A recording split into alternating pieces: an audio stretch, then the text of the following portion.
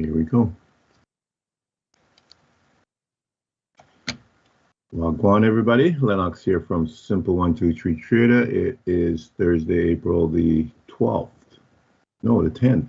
It's the 10th. I'm sorry, the 10th. We are live at the New York Stock Market afternoon session. Glad you can join us. Hope everybody is doing well. So I'm in a trade currently. I just got into this trade here on the NAS, using our simple 123 method. It's a very, again, a simple method, simple model. We're just looking for 123s with retrace and looking to get in the sweet spot area, which is between 50 and 62% retrace, and we catch the move, and that's basically all it is. There was another one here. The entire thing is also a 123. So this like catching this here and taking it up, and I've taken some profits off already, and I'm in profit still, and I'm moving my stop up a little bit more just to lock in maybe like $1,000 or something like that, just in case it decided to swoop down and take us all out. So see if I can get 1,000 without going too tight here and getting kicked out of this trade. And you see they're coming back pretty quickly here, so yeah, maybe I'll leave it alone right where I am. Still looking for them to go higher.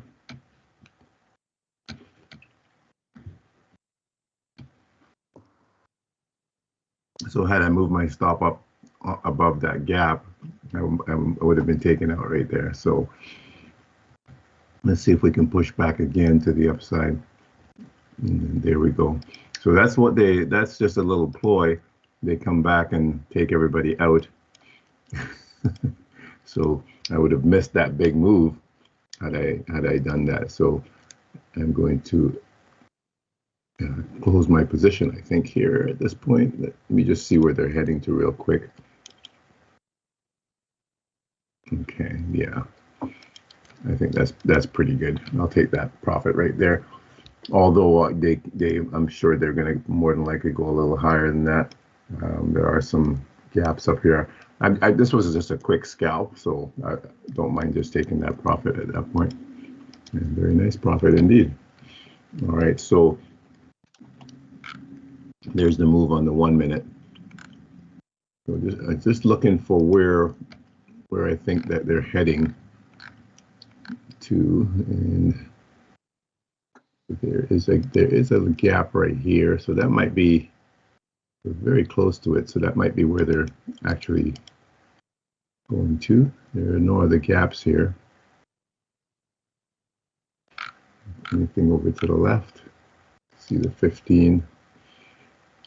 Not really anything over there to the left. So that might have been as far as up as they're going to go. So actually on the 15, I can see that there is a larger gap.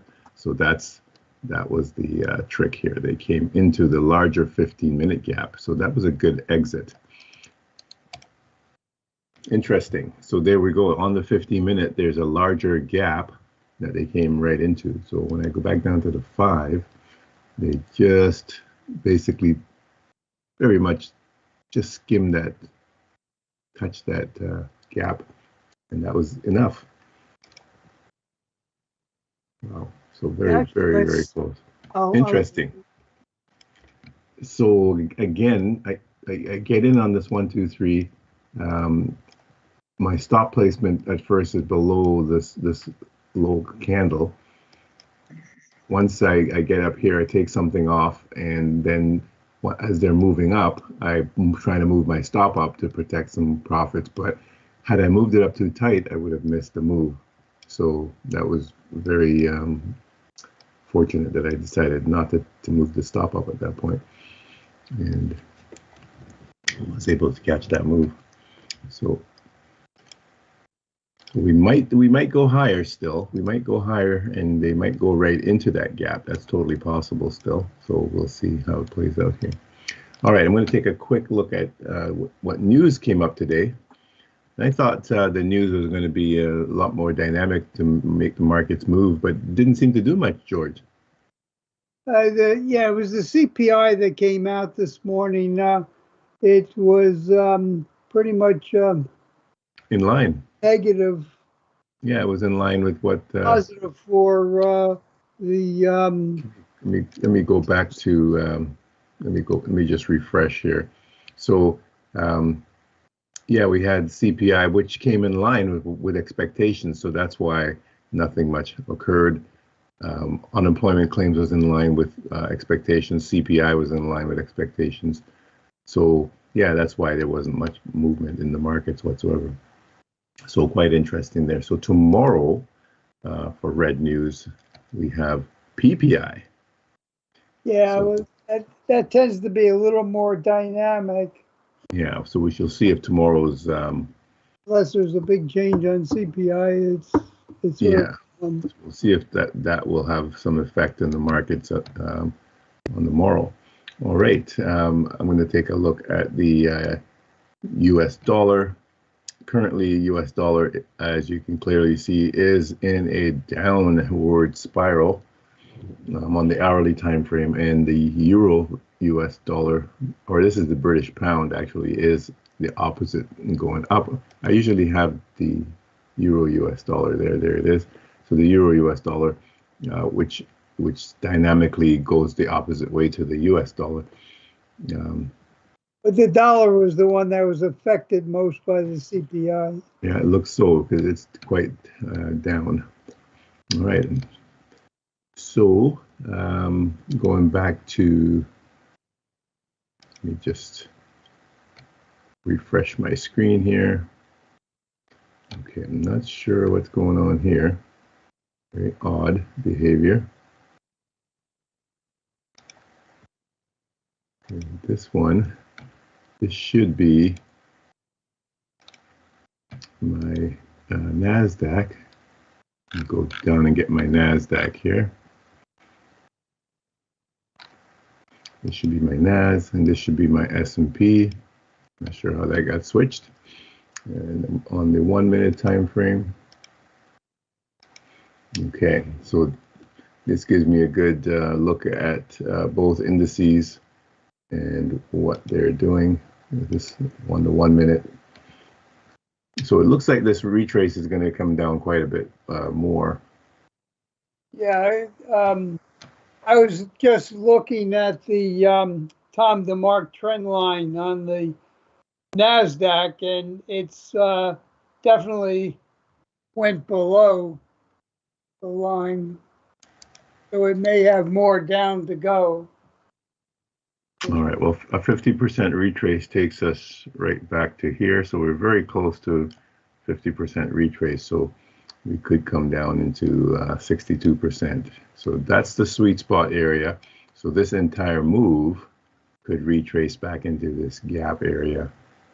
Looks like likely that they might take out these lows here at that point. And then when we get here, we could bounce back again to the upside. So we'll see.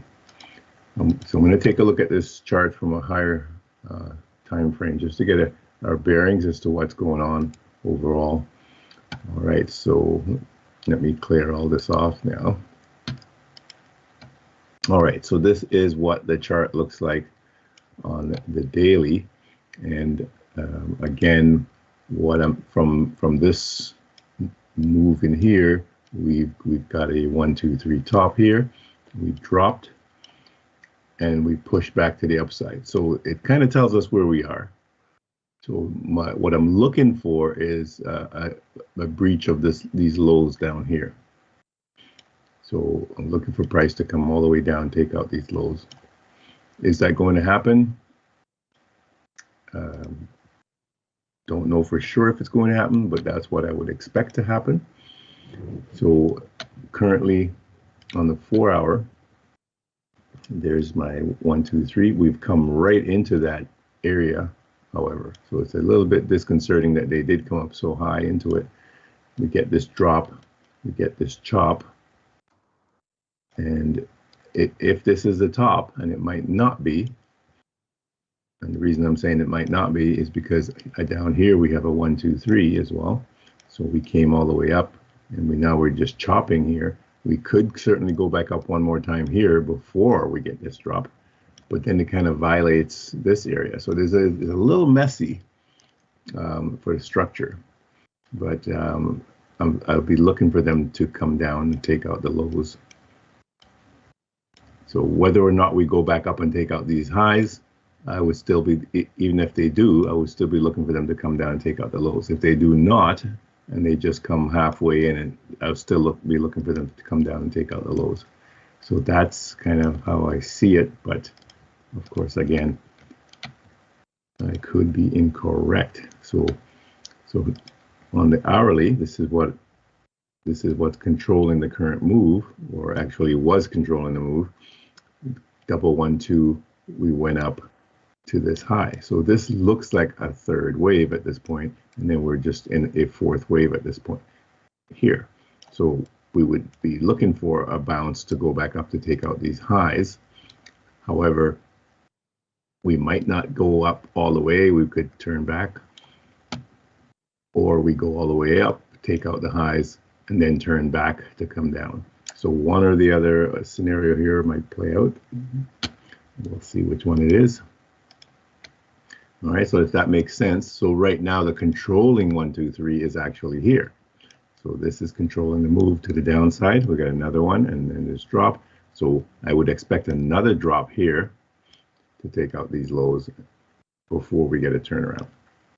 All right, so on the 30, just to make sure everybody understands what I'm talking about, there's a 1, 2 here. This drop, so this can't be a 3 at this point because it's too short a drop. So this is the 3. So this puts us into a fourth wave area, looking for another drop. All right, so we could get some chop here for a while. We'll see how this plays out.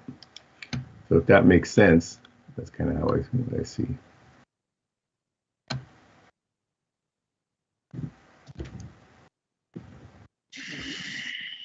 S&P is similar. S&P is almost identical. So we're looking for another drop to take out the lows. Now let's take a look at Bitcoin. Bitcoin is almost identical to the S&P and the NAS. So quite interesting there. I do have, let me just bring one of these boxes over here to mark off this gap. I'm on the 30-minute. We have a 30-minute gap right here.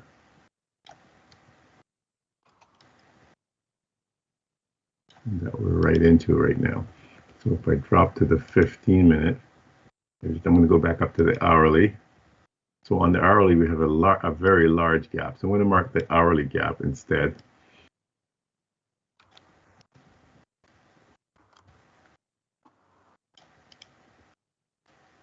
So that's what's giving us a little bit of resistance right now, this gap on the hourly. So on the 30-minute, we're touching it. On the 15-minute, right there. So we're getting that rejection at this point. On the 5-minute, that's the rejection we're getting coming back down. So looking to take out the lows on Bitcoin. So is there a play here on Bitcoin?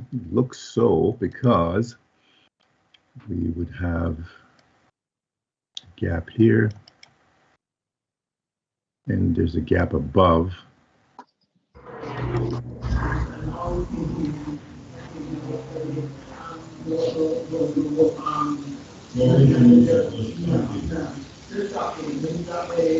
This first gap, I'm going to drop down to the 1 minute, and we also have an inverted gap here as well. So lots of confluence here, inverted gaps and so on. So I'm going to drop down to the 1 minute time frame. All right. So if we wanted to get into Bitcoin, we have 1, 2, 3 here. We're dropping. So any kind of a retrace here back up into this area, maybe like into this gap, would present us with an opportunity can we get a retrace back up? That would be really good. Don't know if they're going to retrace much here at this point, but we're looking for them to come down and take out the lows. So if the only way I'd be jumping in is if I get a retrace, but no guarantees of a retrace at this point. So they could just come straight down and take out the lows down here. That's a big, huge. So look at the lows down here without retracing. But they did a small retrace here, but that you would have expected a deeper retrace, but not happening. All right, so that's Bitcoin. So NAS must be doing similar right now, and it kind of is.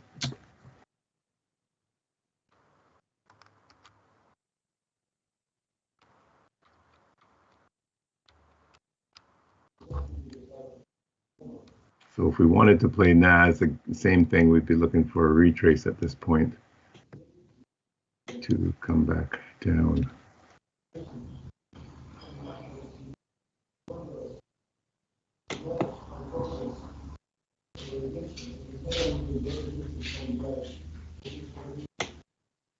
Retrace back into this gap, perhaps, but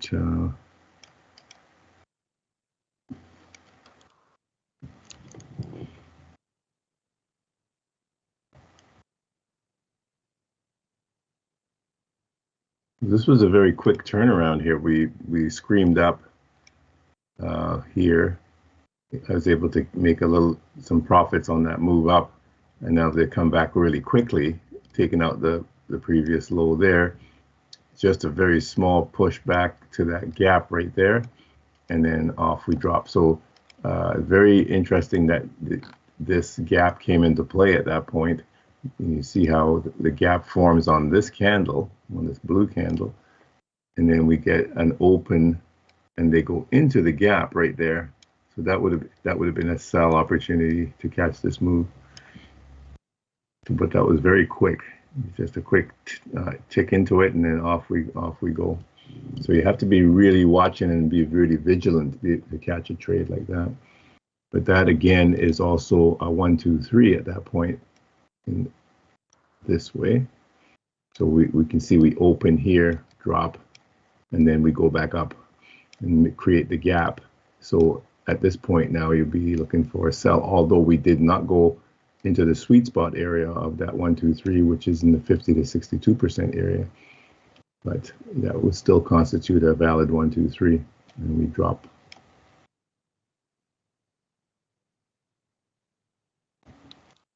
So right now we're going to be chopping and see if we can come back up to this gap, and we could continue going down to take out the lows down here.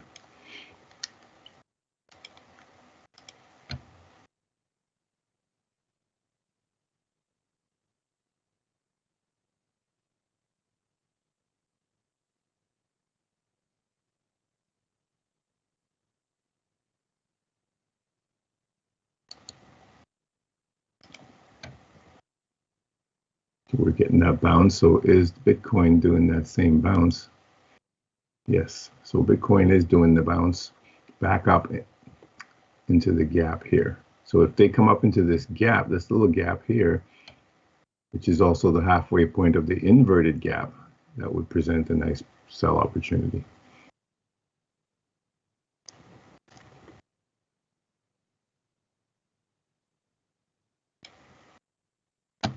Take a look at Tesla real quick here for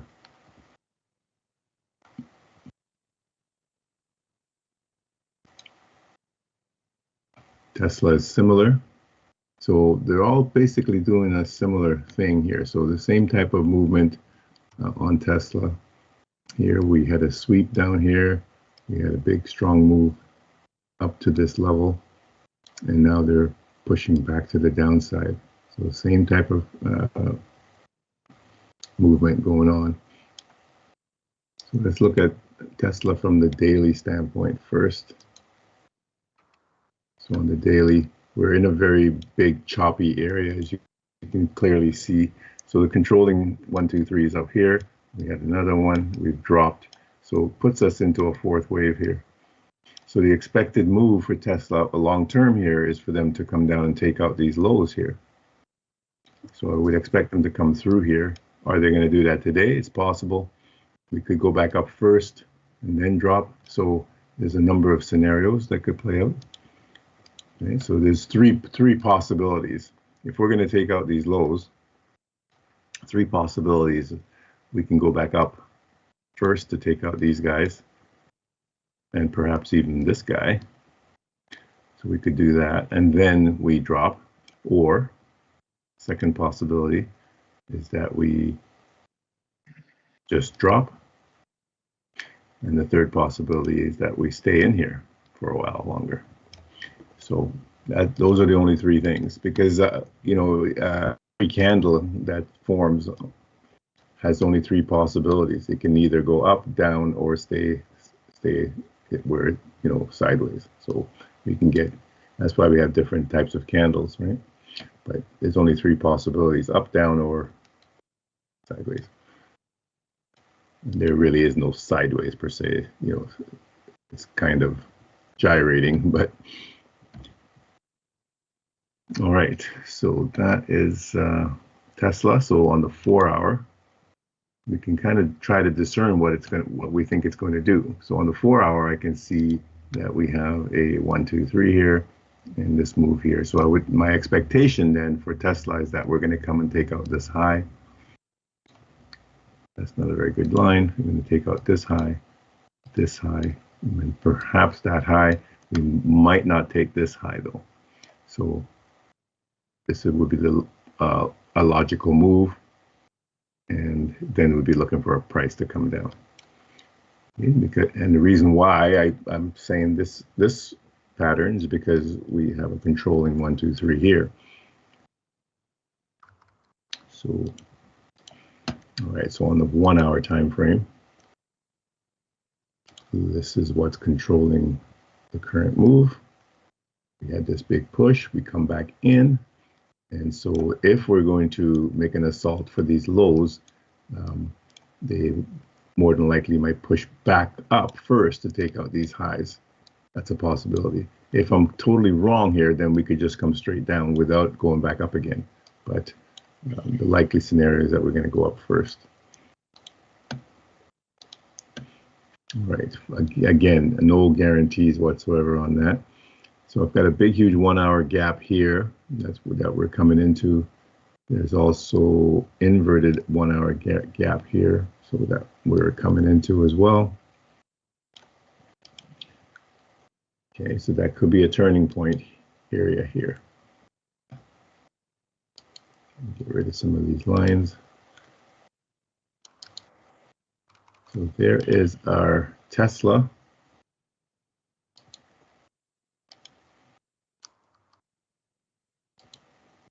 Just clean this up a little bit. So this would be our final destination, our final target down here.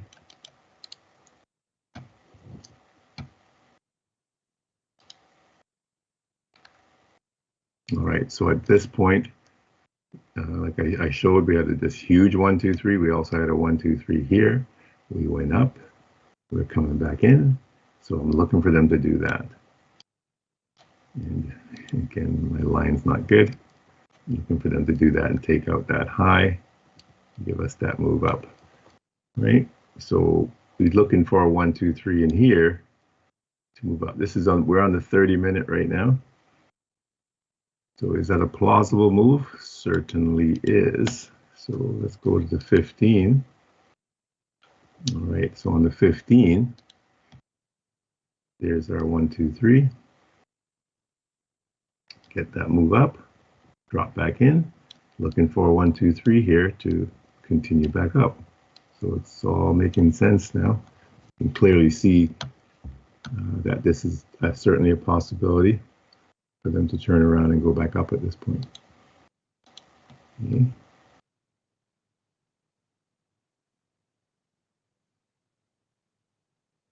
Could we take out the low one more time here? That's totally possible as well. We could drop down here first and then go. And reason again why is that we have this kind of So this is reasonable for us to expect a breach of this low here one time before we get that move.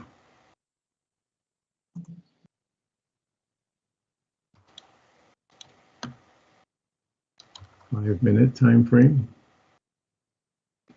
It's quite the drop this morning. So Peter, you caught most of this move or some of this move? 260.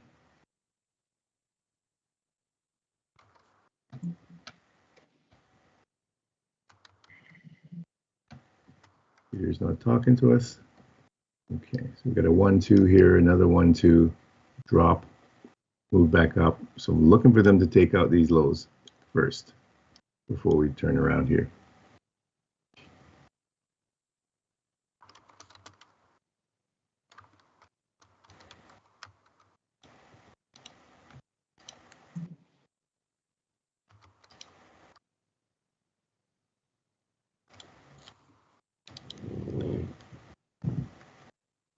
So we could gyrate in here for a bit. See how this plays out. So on the 1 minute time frame, you can see we are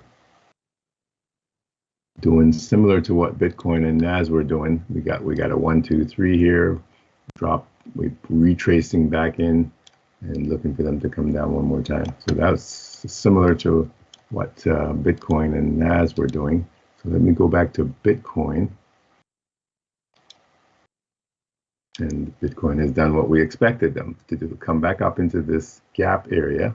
And then we look for a sell to take out these lows down here. And NASDAQ would be doing similar, and it is. So same thing, we're looking for a sell now to come back down. Is that reasonable, or are we just doing this to go? Or should we expect another drop to take out these lows and these lows at this point? Thoughts, anyone? Well, I mean, we are right now, volatility is very high, so that can be a problem in our analysis. Is Well, two scenarios. We've got a 1-2 here. We dropped. yeah. We're either going to take this low, or we're not going to get a fifth wave, and we'll just go. I mean, technically, it should be going down. You would think it should go down now, but it could be playing a wave 4 deal, right? What time frame were you on? I'm on the 1 minute right now. Okay. We're rating that. And right now it's above the 50% down level, right? Yeah, it's going up quite a bit here. So they're. Yeah, it's going up quite a bit. Let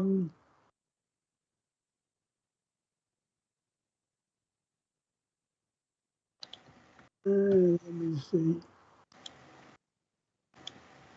I mean, at this point, we have to wait to see if a fractal forms on it before making any real decision.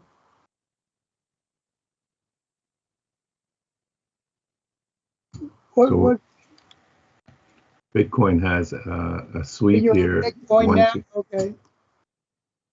1, 2, 3 here. So we could push up higher. Sorry, I was looking at NASDAQ, which fairly close to it, but not exactly the same.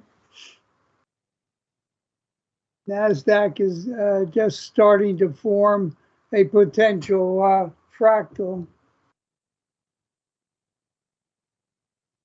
but it hasn't closed the candle yet, so I can't be sure. Yeah, they're going up quite a ways here. So again, Oh, it's the same. They never make it easy, so they will always try to get you to go the wrong direction. But I am expecting them to sweep the lows, but how they do it can be tricky. So that's what I would expect. Well, they're really pushing back up quite a ways here, and that's what's a little troubling. But They like to do that to induce the buyers. They're very good at it.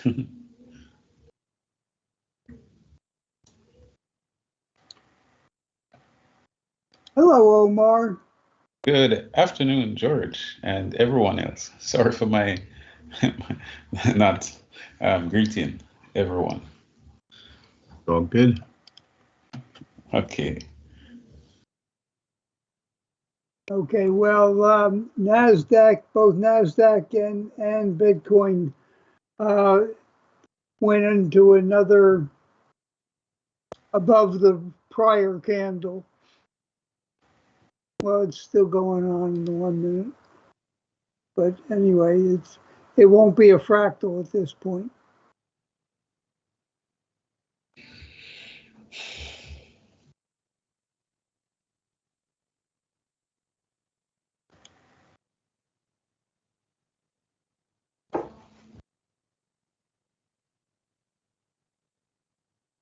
The 4-hour candle is practically a doji at this point.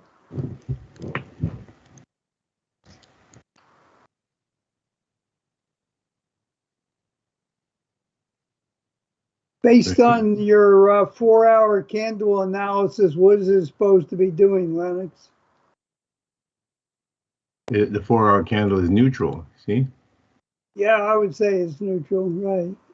we're right in the middle of it. So we opened, we went up, we came all the way down, we're back to where we almost opened again. So we have a doji essentially, right? Right, right. So it's a neutral candle. I would be since we opened and went up high, and we didn't take out the previous high of the 4-hour candle, then I would expect them to come and take out the low down here. However, they have pushed back up again into this area, so now we're kind of in middle ground, indecision point. So they're kind of making it difficult. Are they going to continue back up, or are we going to continue back down, or are we going to just stay sideways? Again, there's only 3 choices. So which one will it be? We have to make a break one way or the other. And if I were a betting man, my bet would be that we're going to go and take out the low. So, of course, I could be incorrect because remember, we're looking for a turnaround to the downside, but it has not occurred yet. This whole move here is a 1, 2, 3 in itself. So we could be heading up to take out these highs, and then doing something like that if they're not going to take out the lows to. Yeah, but at this point, it's tending to look more like it wants to go back down, which. I like Bitcoin's. Bitcoin looks a lot cleaner, easier to read.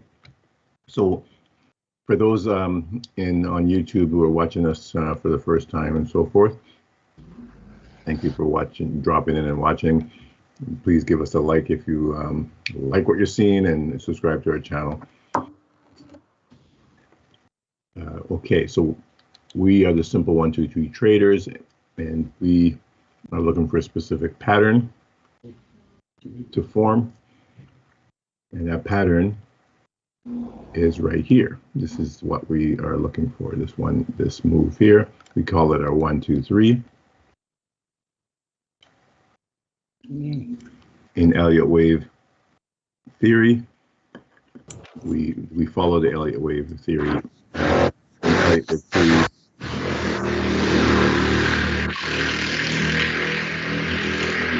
Maybe you can mute yourself there, Omar. Oh, sorry. In Elliott wave theory, we look at this as a 1 and a 2, and then the move to the upside would constitute our 3rd leg. Then we'd be looking for a 5th wave. So something like that is what Elliott wave labeled it as 1, 2. We call it a 1, 2, 3. So what we're looking for is a retrace of between 1 and 2, the number 2 to come down into a 50 to 62% retrace of the number 1 and 2. So number 50 to 62% retrace. So once we are in this area, we can look for a trade, and we're looking for specific things to give us a signal in here to take the trade, fractals and the like. We've incorporated ICT concepts and just primarily two of them, the order block and the fair value gap. So if there's a fair value gap in this move up, like there was one here, then that's a bonus. If there's an order block, there's one there as well, then that's also a bonus. So those two would help to solidify our 1, 2, 3. Also, if there's a previous sweep prior to the number 1 point being painted, and then our number 2 point, if there's a sweep prior to the number 2 point being painted, then that also is a bonus. So we have a check mark there, a check mark here, the retrace down to check mark, gap check mark, and order block check mark. So here we have 5 check marks. We only need 3 check marks really, and we could take the trade to the upside.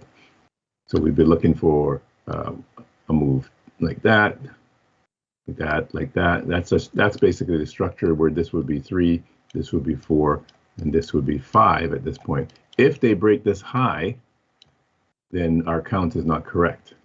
If we break this high, then this in effect is our 3, rather than this being our 3. So it's a question mark at this point, whether or not if they break that high.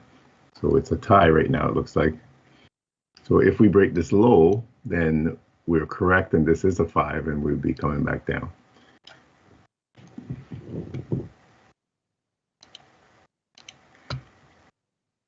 So it's not even a tie. So this is still a 5 in our counting at this point. So if we can break the low, that would constitute a change of character. We'd look for a 1, 2, 3 here to come down.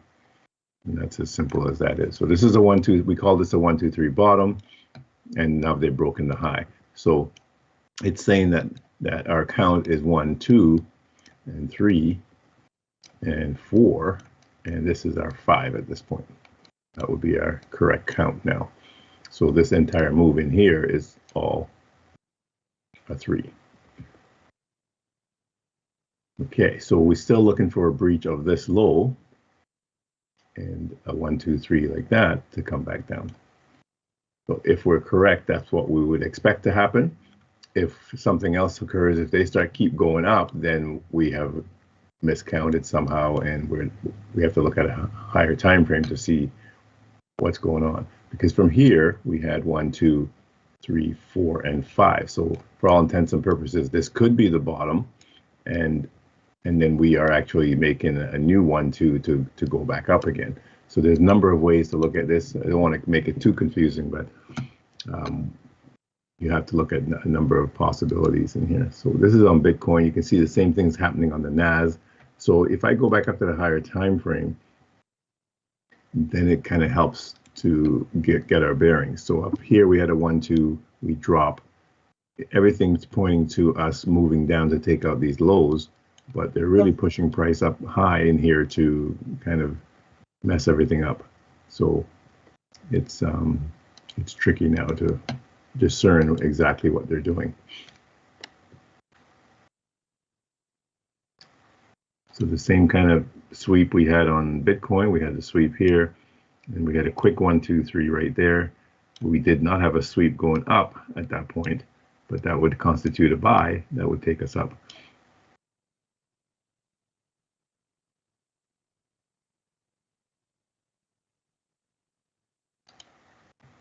So the entire pattern becomes 1, 2, 3, 4, and 5. And now we get this pullback. So I'm still looking for them to come back down and take out this low. So they've gone up quite a ways here. I mean, that's about the best way I look at when I look at the NAS is that we should be coming down and go below, but it's not an easy call. I want to keep my eye on Bitcoin on my other screen. I'll stay on NAS here.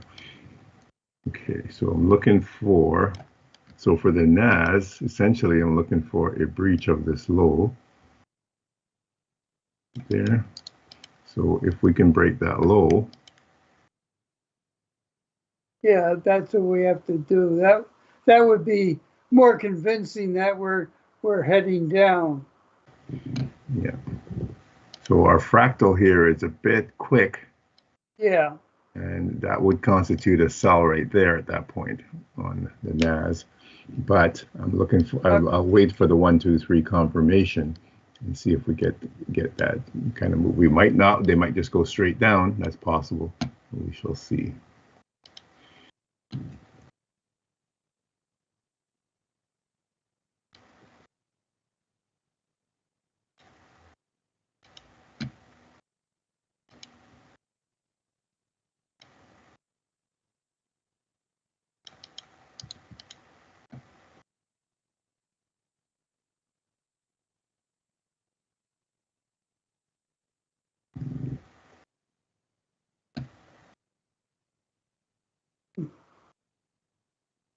NAS is having trouble breaking that change of character line.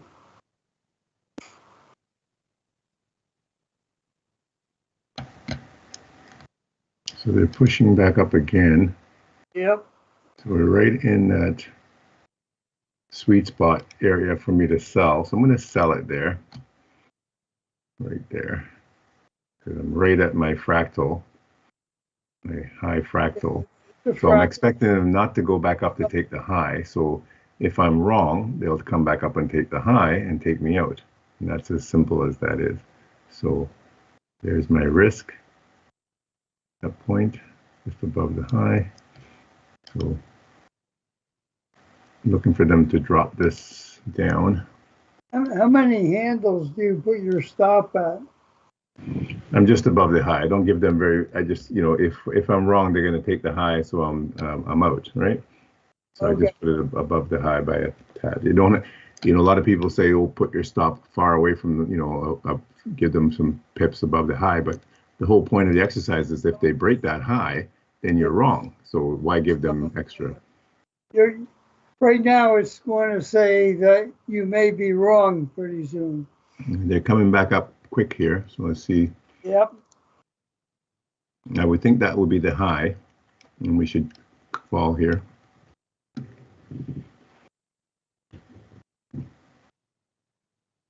I mean, this is what I mean, that volatility is so darn high at this point that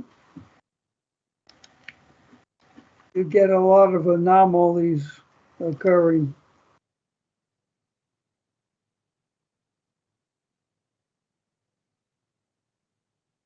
Very close to dying here. Well, you haven't yet on the, if you were on the NASDAQ. But they did not break the low here, so. I know, that's what I'm saying. So they could take the high again, which I wasn't expecting them to do, but, and they did. So I was wrong. So then that's all there is to it. So not expecting them to take that high. So again, I don't give them much above the high because if they're going to kill me, they're going to kill me.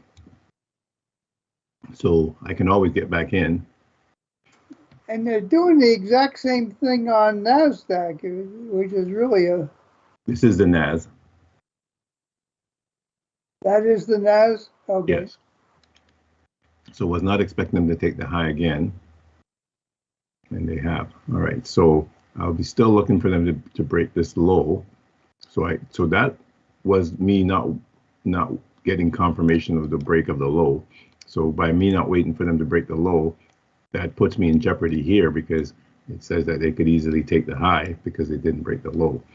So again, I'll be looking for them to come back down to take the low and continue down. Otherwise, this whole thing is a different structure, and we're just going to be doing either continuing straight up to take out the high, which again seemed unlikely. I would still be expecting a retrace here, but you know, it's possible that I'm totally wrong and they're heading up there. Wow, look how far up it's going now. Hmm.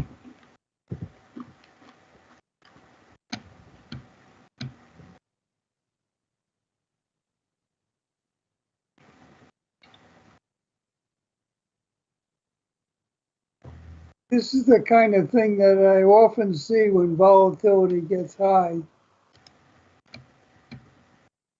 Expect the unexpected.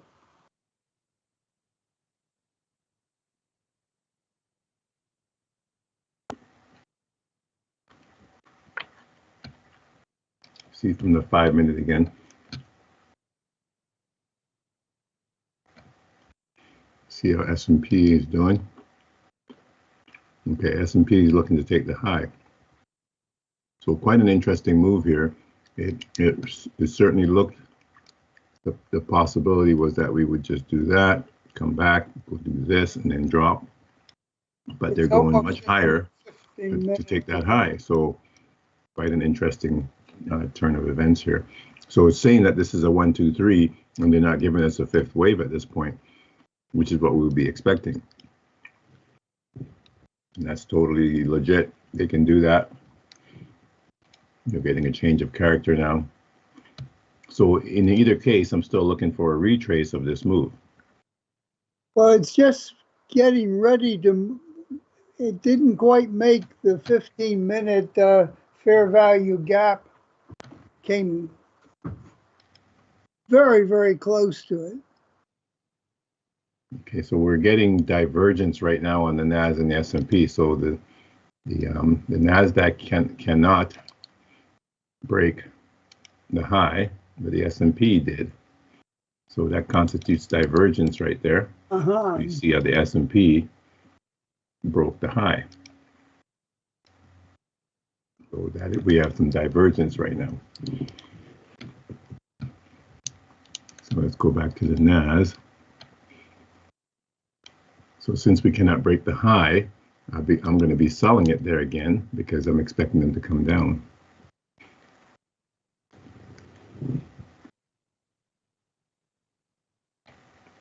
Again, my stop would be above the high.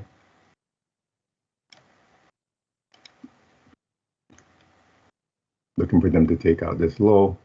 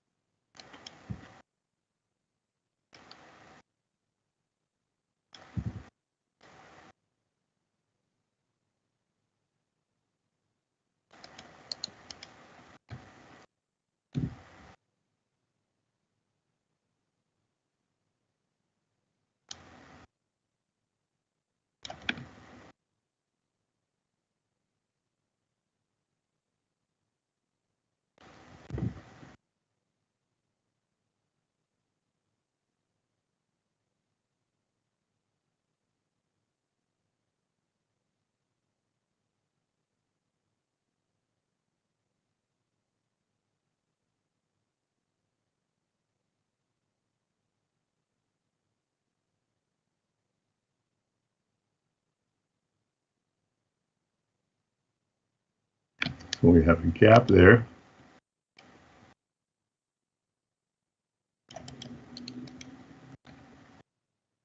That should hold us down, should cause us to continue going down here. I also jumped in on Bitcoin.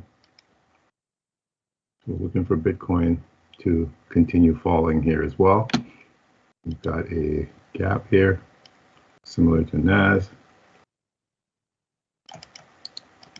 Looking for them to come and take out this low here. I can get rid of some of these gaps.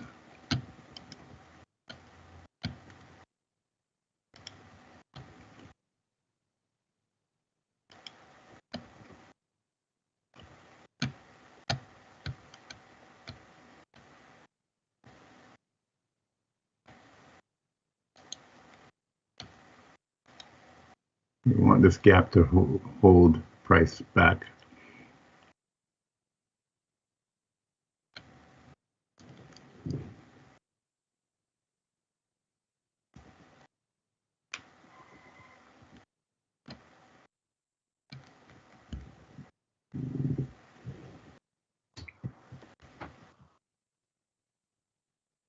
So we're at the 10 minutes to the 2 o'clock macro. So it's 10 minutes to the hour, and we have a macro that kicks in. So let's see if we can continue going down. So they're violating this gap here. They're going right through it. We don't want to see them take this high again. Yeah. But that's still a possibility for them to do that. So I mean, as I said, it didn't hit my 15-minute fair value gap, and maybe it's trying to get into there now. and they've taken it again. So again, I'm wrong. They're sweeping the high. Maybe it's just a sweep. But that's a pretty mean little wick there. So sometimes giving it a pip or two isn't so bad. So maybe on that one I was a bit too tight.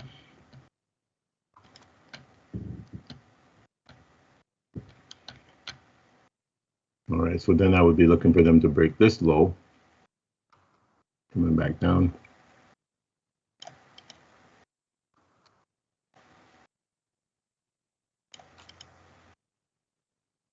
Oh, can't get it right.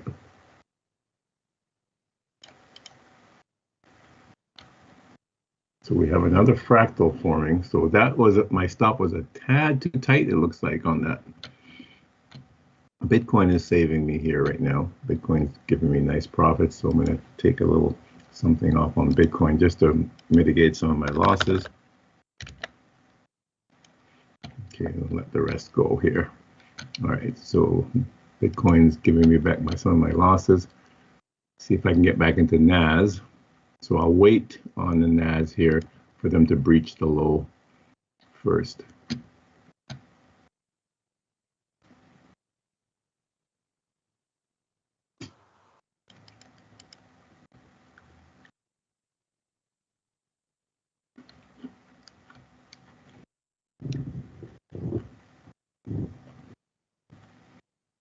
So again, the expected move is for them to come all the way down and take out these lows. All right, so we breached the low. We have an inverted gap there.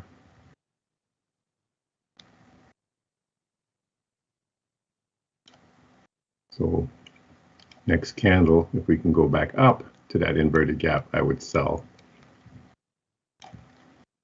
Let's see if that occurs.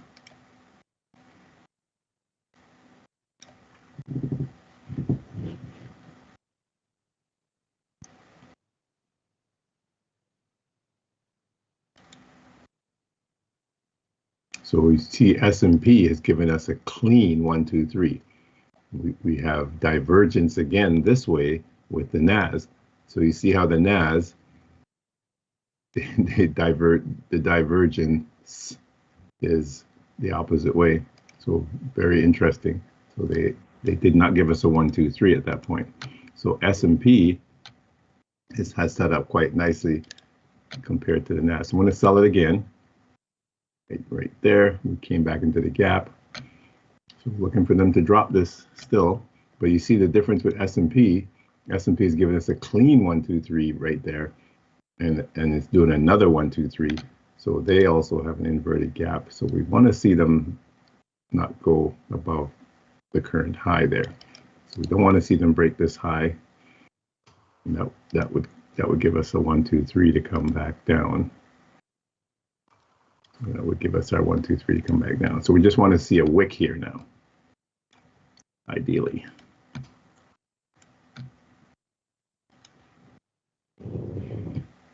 So again, if I'm wrong, I would be taken out at the high, and it looks like I might be wrong again. So this is very nasty playing here. So my stop would be above the high. So they're taking the high again. Interesting. So it looks like I'm totally wrong, and they're going for that high over here. And it's still going for that. Oh, so that's interesting. So Still trying to reach that fair value gap on my 15-minute chart. that is interesting, very. That they've decided, okay, let's go up and take the high. So they're really messing up the structure over here. Yeah, it still didn't hit it on mine. So that high is taken out on for me over here. Or is it very close to take? No, they did not take it. That's interesting. So I'll put my stop above the high. It's quite a ways up. Just a little, just a tick or so above the high. Let's see. I don't think I'll survive that either, because I think they're going to go through now and take that high. It looks like, since they've taken this one.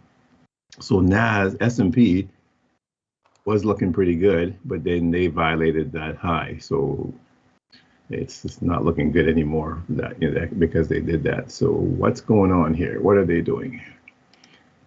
So I'm expecting them to drop it, but they're going back up. They taken this high here, so that's a sweep. So again, we need them to come back down to take out this low in order for us to drop, but nope, it's not happening. So interesting. So I'm going to go back up to the 5-minute. We'll take a look at this. So they're going quite a ways up now. So it's looking like they don't want to even retrace this move, which is what we would expect. They want to take out the high first, come back up into a gap up here. Still looking for them to retrace no matter what, but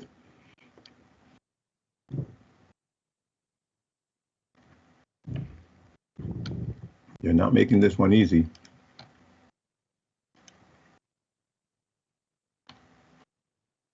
So yeah, it's taken out again. So we do have a gap here. Touch that gap. So I'm still looking for that retrace. Now they've taken the high, so there's no more divergence like we had at first. That divergence is no longer in play with S&P and the NAS. They're both doing the same thing now.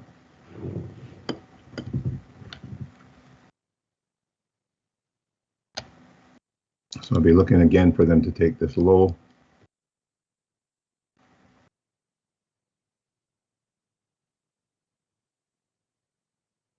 This is quite interesting.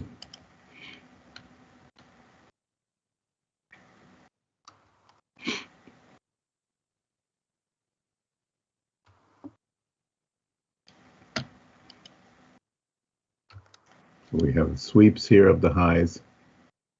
Looking for them to come back and take out this low here.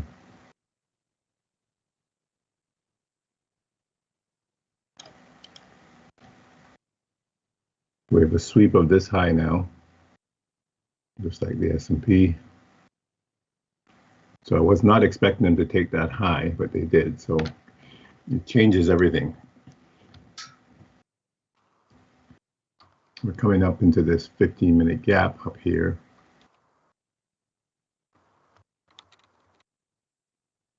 Go up to the 15-minute time frame. So on the 15, again, we have a large 1, 2, 3 drop here. Where is my crayon? There we go.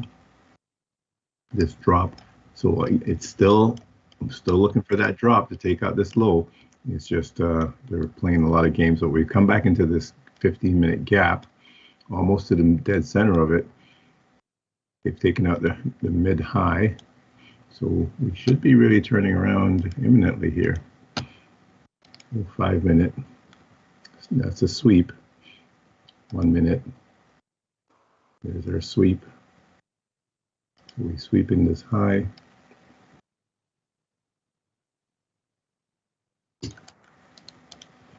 Got a fractal now. So I can either wait for the 1, 2, 3 at this point, or I can jump in on the fractal. We'll have an inverted gap here.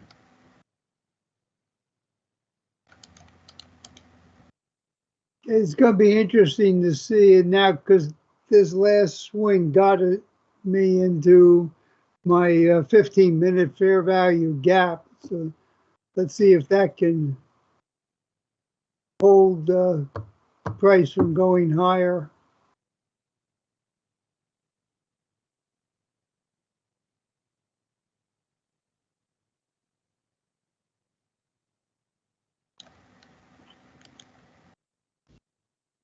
It's now the algo time. We are now in algo time at 2 o'clock. So we're looking for them to take liquidity now. So where's liquidity? Liquidity is all down here, right? So see if we can get that drop that I'm looking for here. So again, we're in a sweet spot area for a sell. So I'm gonna sell it again at this point. We have equal highs here, so they might take it one more time. So it's likely that they might go and push into this gap, and they did even further. Okay, so just wait a little bit there. Yeah, I just saw the equal highs there, and I realized, oh, they're more than likely going to take that. So we've got 1, 2 here, 3, 4, 5. So we should be done now, and we need a breach of this low here.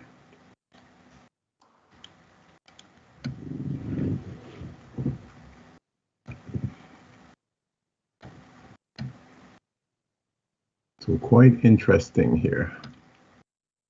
They're not making it easy today, that's for sure. So this is our new low that we're looking to take out.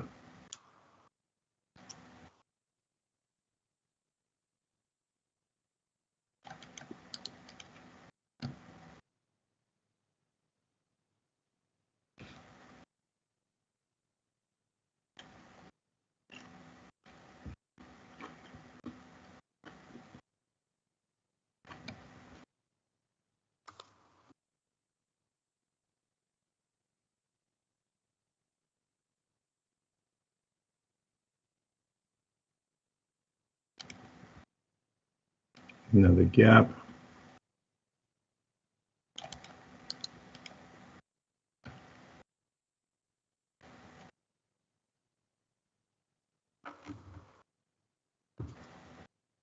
Do I have it that wrong?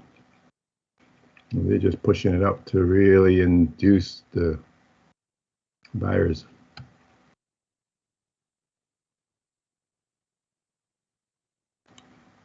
We're coming into our 1, 2, 3 area. We don't really want to close above this gap here. We don't really want to see a closure above. You can wick above it.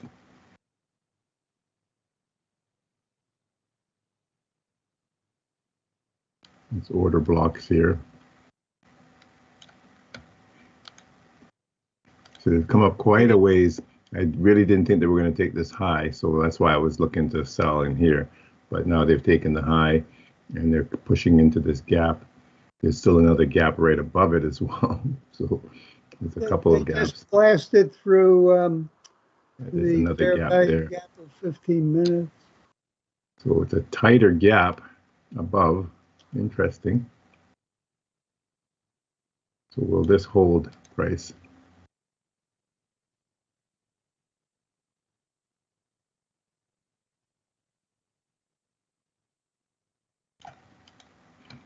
Okay.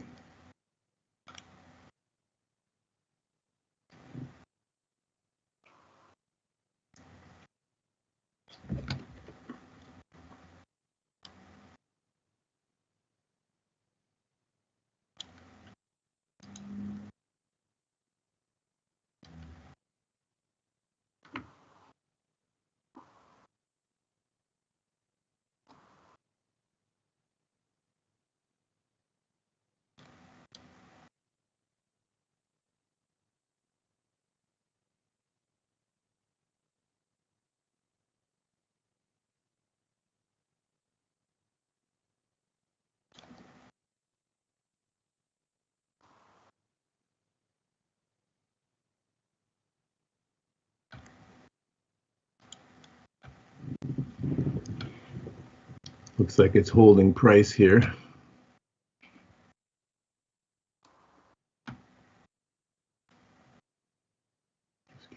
6, another gap. So can this be the turning point now? Or am I totally wrong? We're just going to continue going up.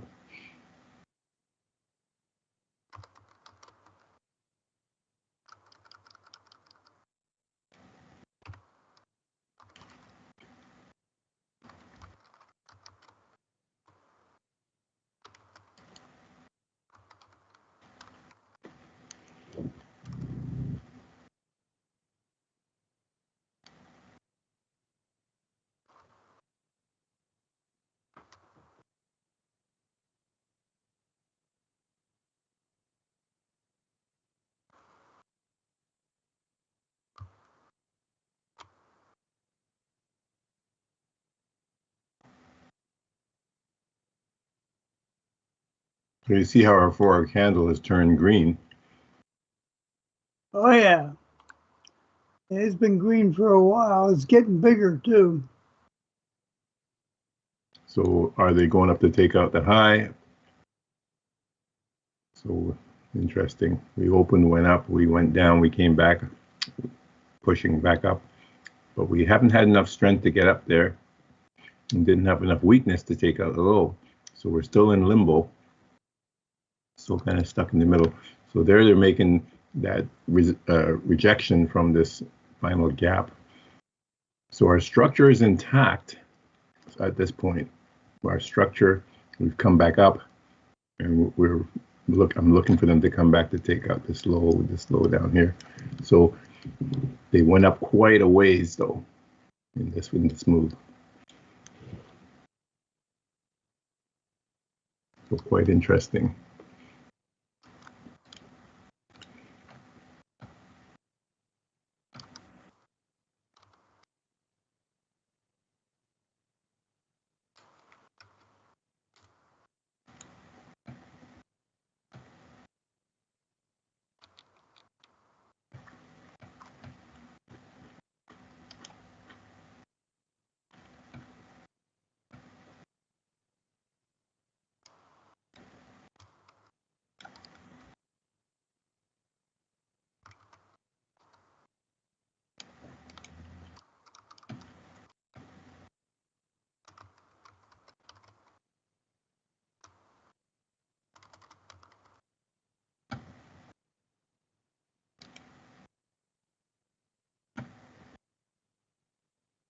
So it's super tempting for me to take the trade up here. However, I'm going to wait for the structure to play out this time.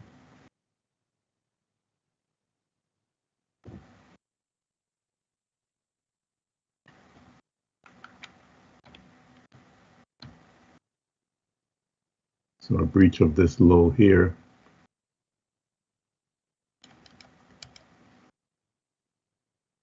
So you see that wouldn't have been a terrible sell here with that fractal. That would have been a good sell.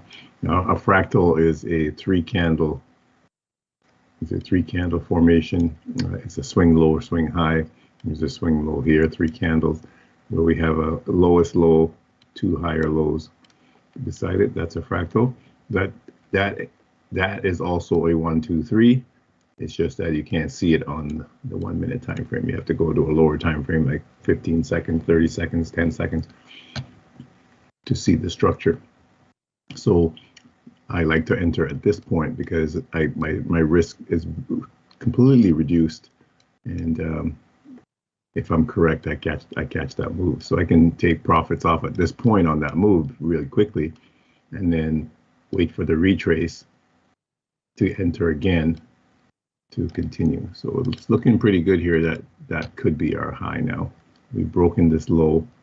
So I'd be looking for a retrace back into this gap to continue down. So we might not even get a retrace. They might not even do much of a retrace. They can just drop it. But we would expect one. We'll see if we get one.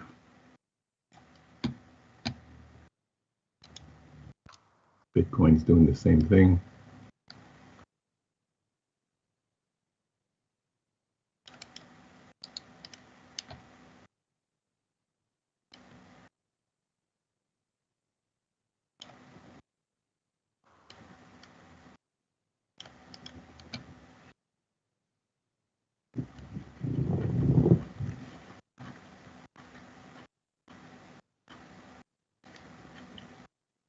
Okay, well, at least we have a change of character now, too. Mm-hmm.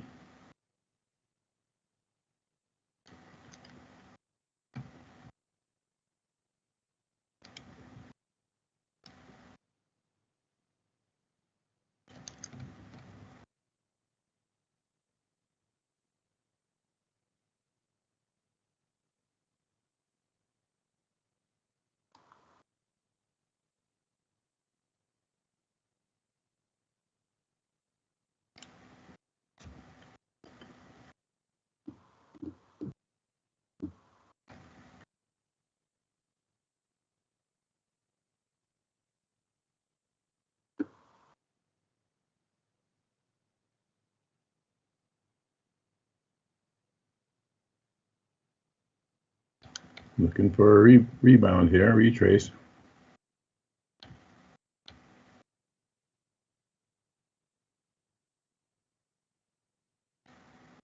This would be another change. This would be a break of structure at this point. Or, yeah. So can we go back up there?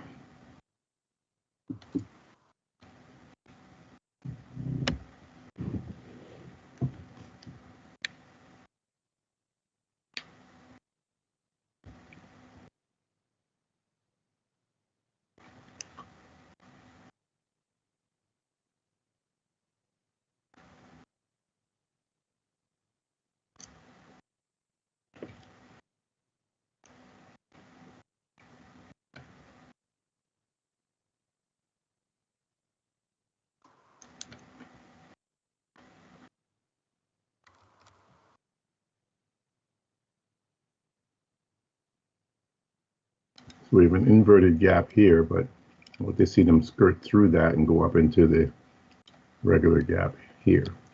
That would give us a beautiful 1, 2, 3 if we do get that to come down. So this would be a great selling point here.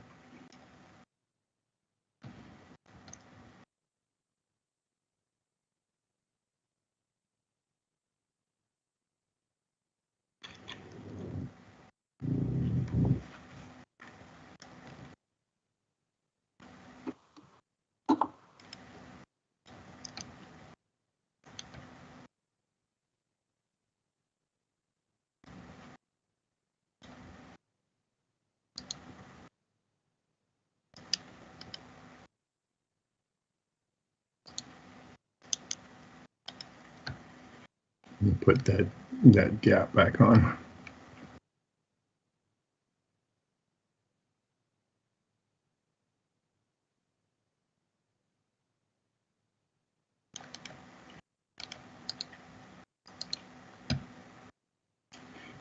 They just don't want to go back up there.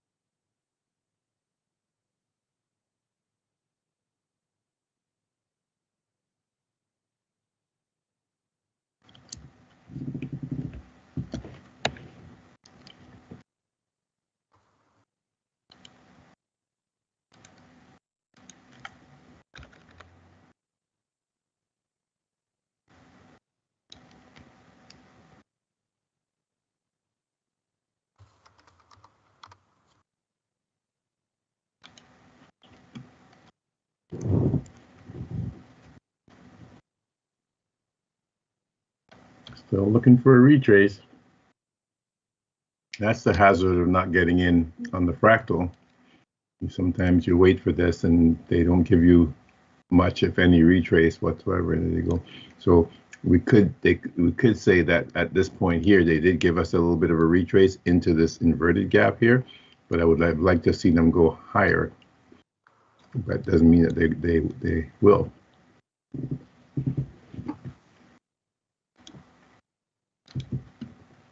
In the interim, I went in on Bitcoin on that retrace right there. and caught the move down, taken some off already and looking to continue. So if I get another retrace, I would add to my position to continue down. But so Bitcoin's giving me some profits here to make up for my losses again. But still looking for a retrace here on the NAS. So now we've broken this low.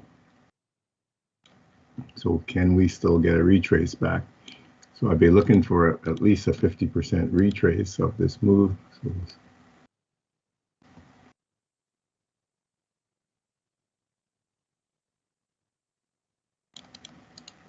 So 50% would take us just a little above this inverted gap here. So can we get it?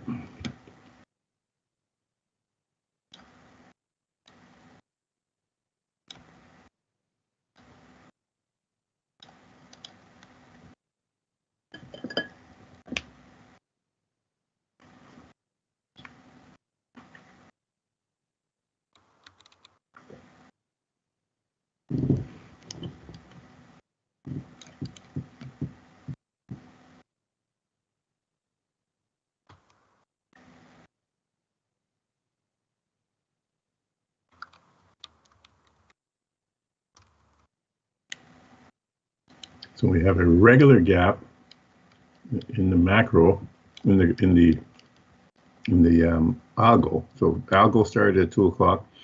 First gap is here. So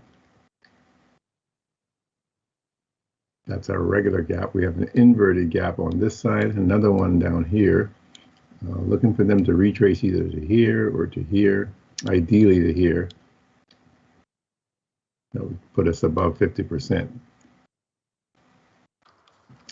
50% retrace of this entire move. So if we can do that, then that gives us a good shot at a nice drop.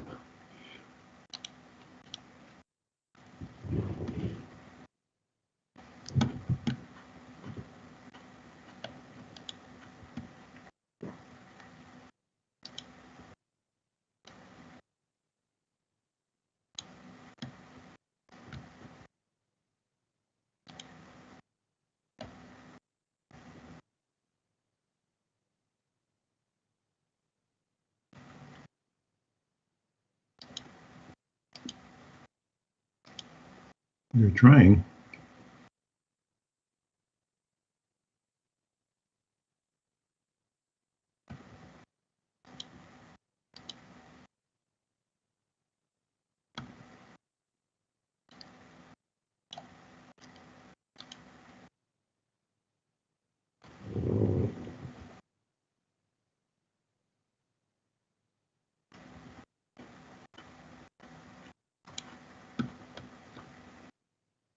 I'd like them to go a little higher than that.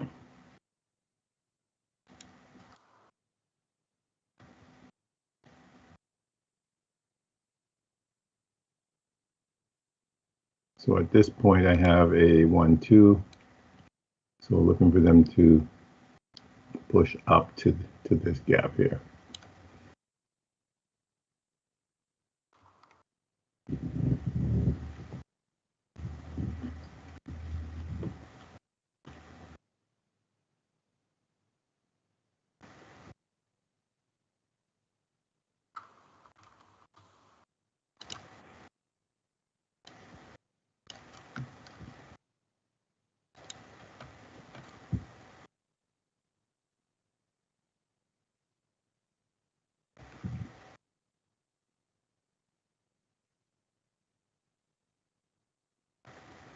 Get ready for a sell.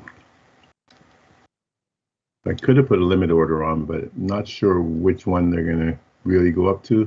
So I wanted to see them cut through this one, at least get over 50% here, but they might not do it. So if they don't do it, and we breach this low here, coming back, then they're going to probably just drop it. I'd like to see them go up one more time up here, above 50 would be ideal.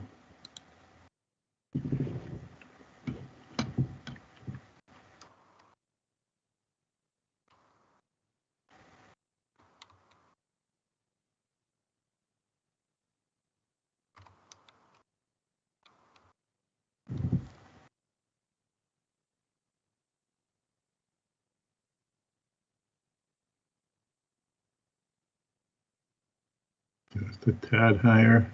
Okay, it's pretty close, so I'll take it there. They might go a tad higher, but they might go right into it. We'll see. But we're also into the regular gap as well. So yeah, so they are touching it. Okay, so they did go right into it. So now we need to turn around and go back down, right? So am I going to be right again or what here?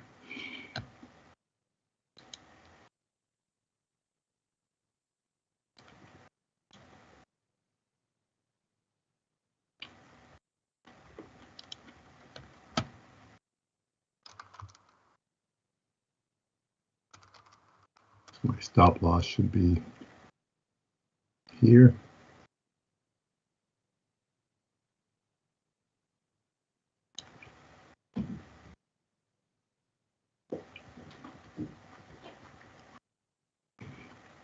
Either here or above that candle there. That's a bigger risk.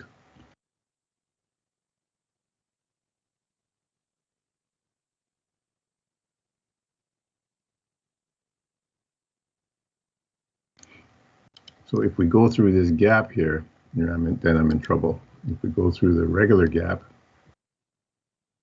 then I'm in trouble. They have already, they wicked through it. That should be enough. We don't need to take me out again. They have taken me out again. So is my stop, would my stop have been better above this candle, which would be technically the right spot? Or am I just wrong and they're going to go right up and take out the highs? If that's the case and they're taking out this high, then I'm looking at this in a totally wrong way, right? So that would mean that my structure is something like this rather than what I'm thinking that we should be coming back down at this point. And that's possible. So not having much luck here with NAS.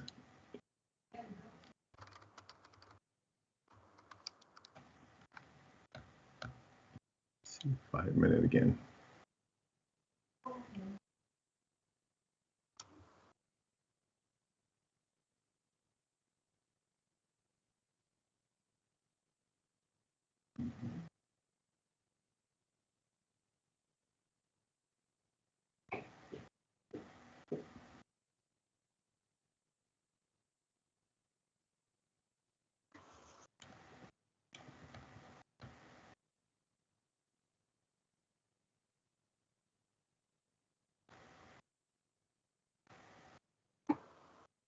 So Algo is supposed to be looking for liquidity. There's liquidity here, yes, but lots of liquidity down below. So they're going right up to, looks like to take that high. Wow. Yeah, very interesting here. It really is interesting. Surprised that they're doing that. They would take that high. Let's see what S&P is doing at the same spot. S&P is trying as well.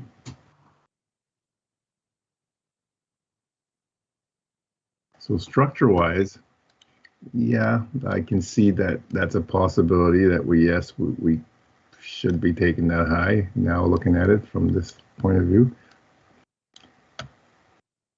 yeah, it's definitely a possibility that that high would be taken first. Now, if you look at a 15-minute chart on the NAS, this is in wave 3 now.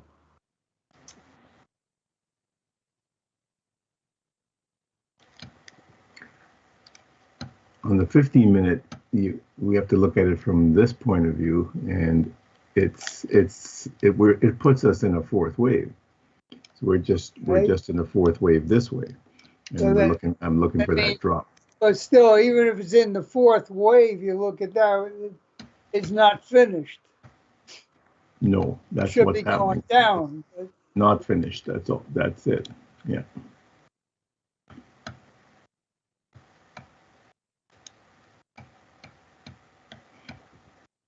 So they're really making us work in here, making us sweat. This gap should hold us, but they can take this high just by a wick.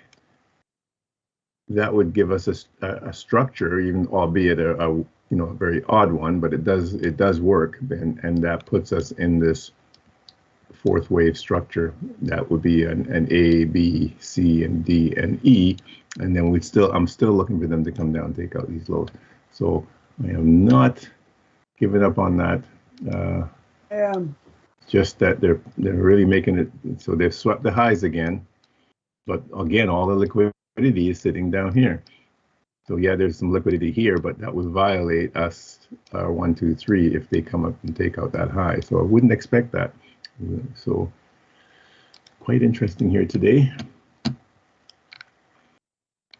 So they're doing the unexpected, but not really doing the unexpected. And once you start to look at it, you start to say, okay, I see what they're doing. Okay, so they've swept this high again. So I get a fractal here. I'm taking the trade because I really think we're coming down. I really believe we're coming down. So it'll be easier if we. Well, I guess we have broken everything now. Yes. Fairly broken it, but let me get rid of some of this stuff off the screen here. Everything has changed now. All these gaps. So now we're getting an algo pointing up at this point. So sweep here. If we can't make another gap above, then this would just be a sweep and we should come back down. So I'd be looking for them to take out this low here at this point.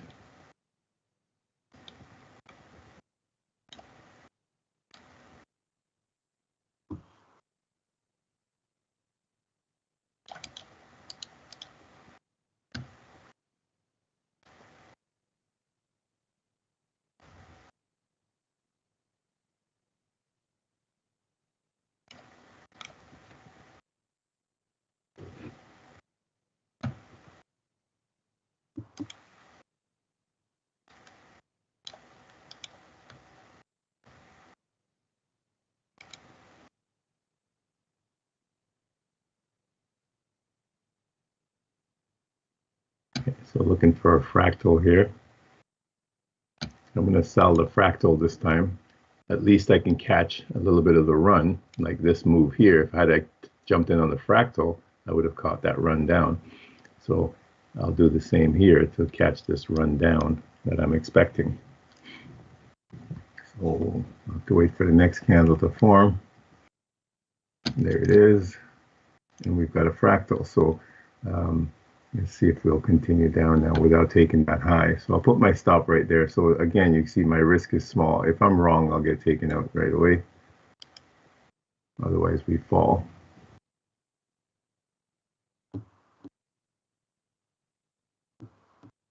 I'm using quite a large lot size here. You can drop your lot size down to a small amount so your losses are smaller. I have over $2 million account playing in, so these are not big losses for me. So looking for a drop here now. See if I can stay alive here.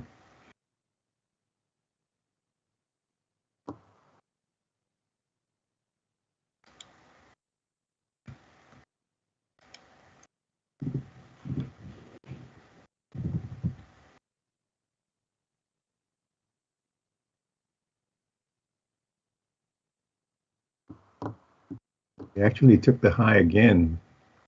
Wow, but they didn't take me out. So very close to taking me out. So let's see if we can break the lows here.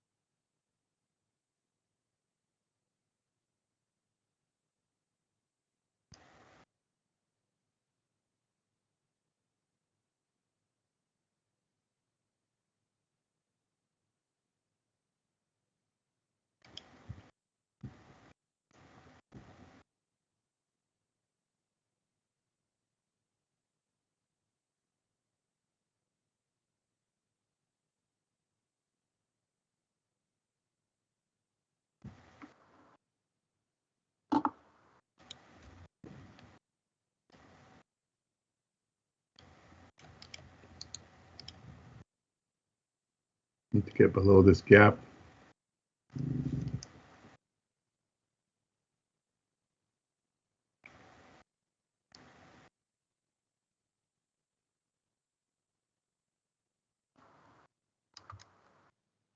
They're hanging around too long. Yeah, not looking good.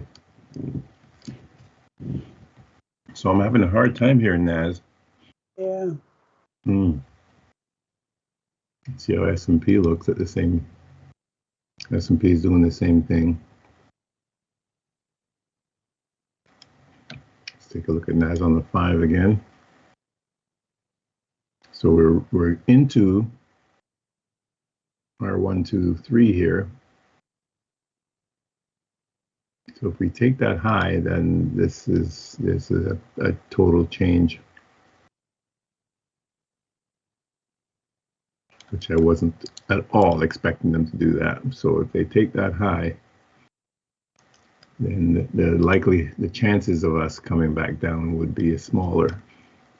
So very important point here. Everything's still pointing to this being a fourth wave, but they've really pushed it up there. So they can wick this. We don't want to see them close above this point, and we can still come down, but boy, they're not making it easy here.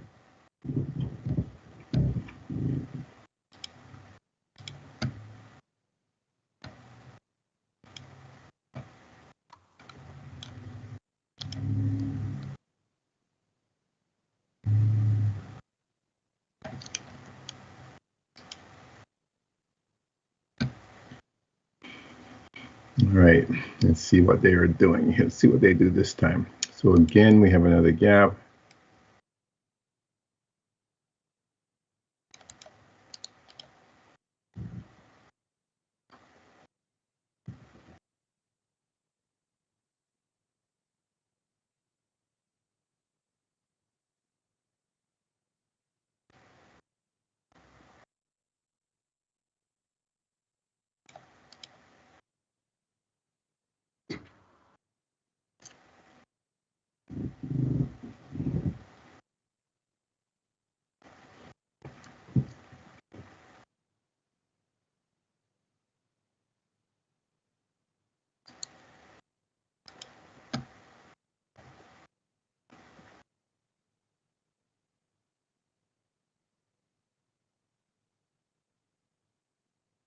Since we have a break of structure here, we should expect a retrace of just this move.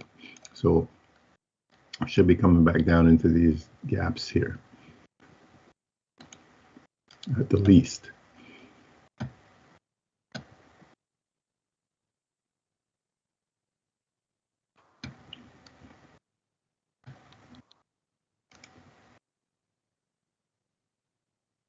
Also have a regular gap.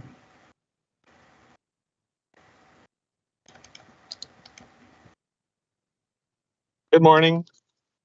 Good morning, Stacy. Morning. How are you, sir? Not too bad. Good? Busy, busy. Mhm.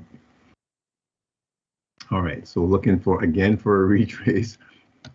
So this fractal this time was very low here, so that would have been an entry there for on the fractal with a stop above. So risk again would be not terribly large, but now I'd be looking for a retrace again to drop. So trying.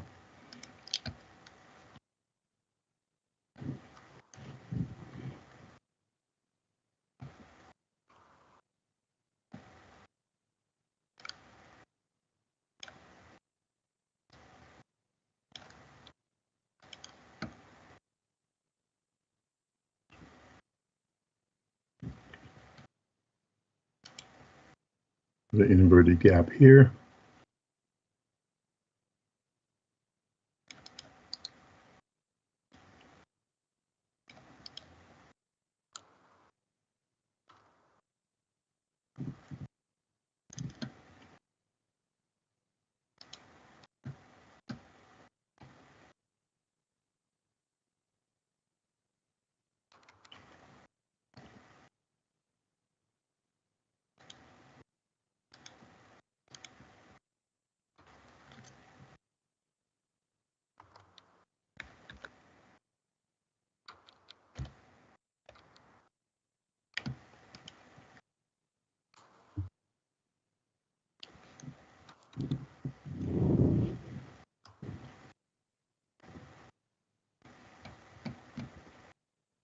Again, Bitcoin is helping me out. I'm making profits in Bitcoin.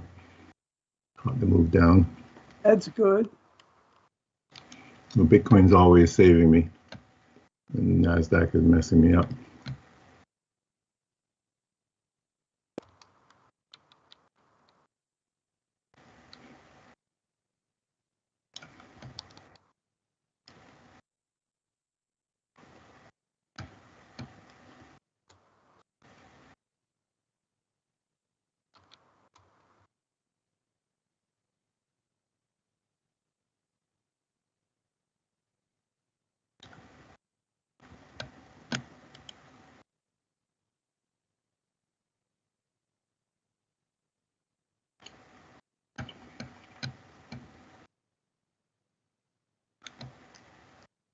Okay, so I have a regular gap.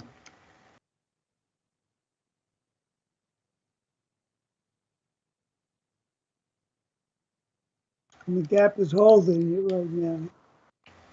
If we can push back up a little.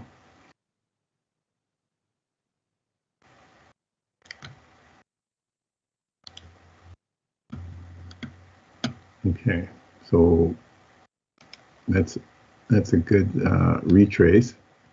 So I'll try that for a sell again right into that sweet spot area.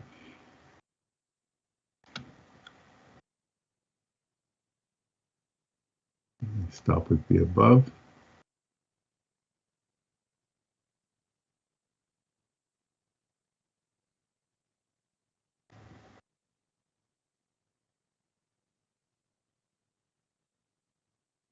Should be a reasonable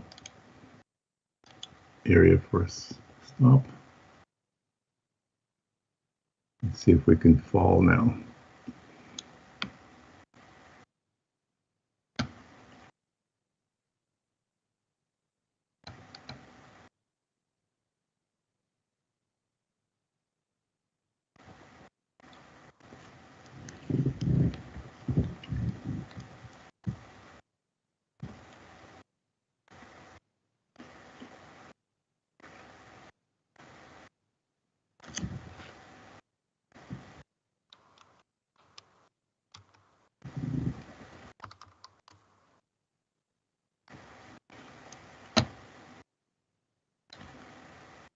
You need a big drop here.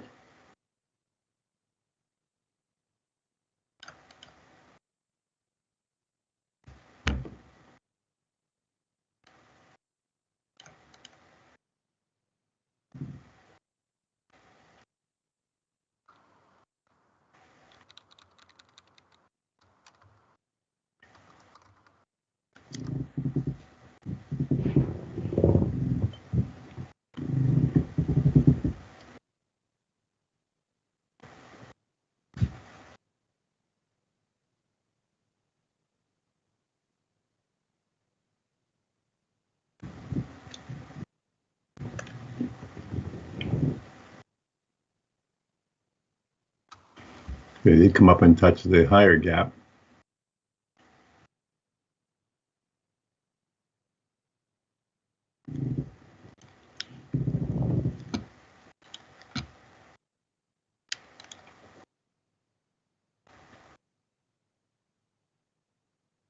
All right, need some red candles now.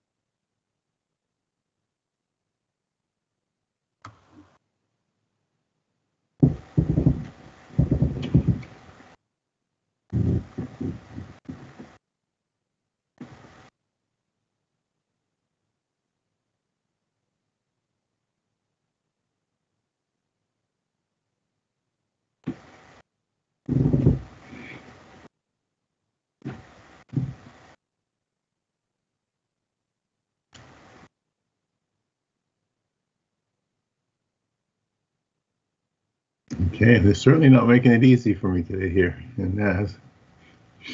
That's for sure. Okay, so they're going up into the higher. They're looking to take me out again. Just wicking here. I didn't want to put it above the high. I decided to put it just above the candles open. My stop. So, and they've taken me out again. So they're not done. Obviously, if they take that high, or they don't take the high, and I was just again too tight with my stop. So one or the other here.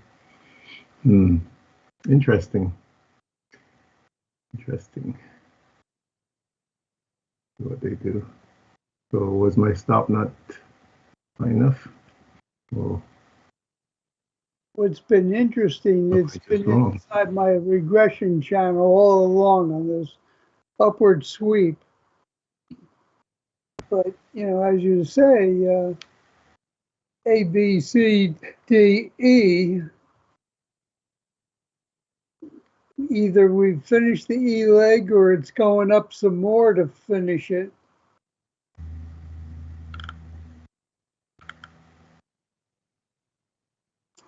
Time for T. I guess they could take that high one more time. That's quite interesting, don't you think? 2, 3, 4, 5. See how S&P is doing. S&P's right there as well. There's the Dow. Dow's taking the high. Ah, interesting. Interesting. So Dow is taking the high. S&P's taking the high. NAS is taking the high. So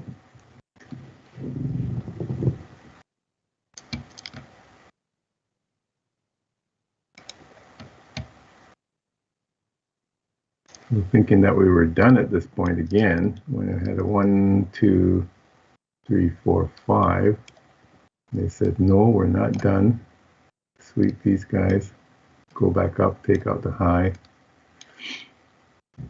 So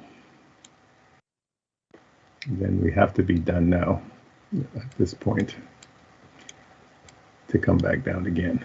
So I'm still looking for them to drop it, but boy, they're playing hardball.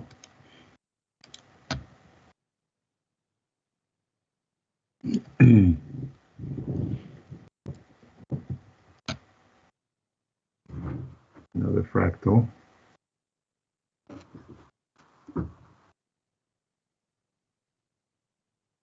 It's really equal highs, isn't it? No, they swept it. They swept that high. They want us to change our minds. To go along, but then they just drop it fast, like what they're doing now. See, that's what I was expecting here, that they were going to drop it really fast. That's why I was saying red candles, but they weren't. They said no, we want to go take the high first. Yeah. So yeah, they're good. I mean, again, manipulation is very, very astute. And it plays with the emotional side of your trading game.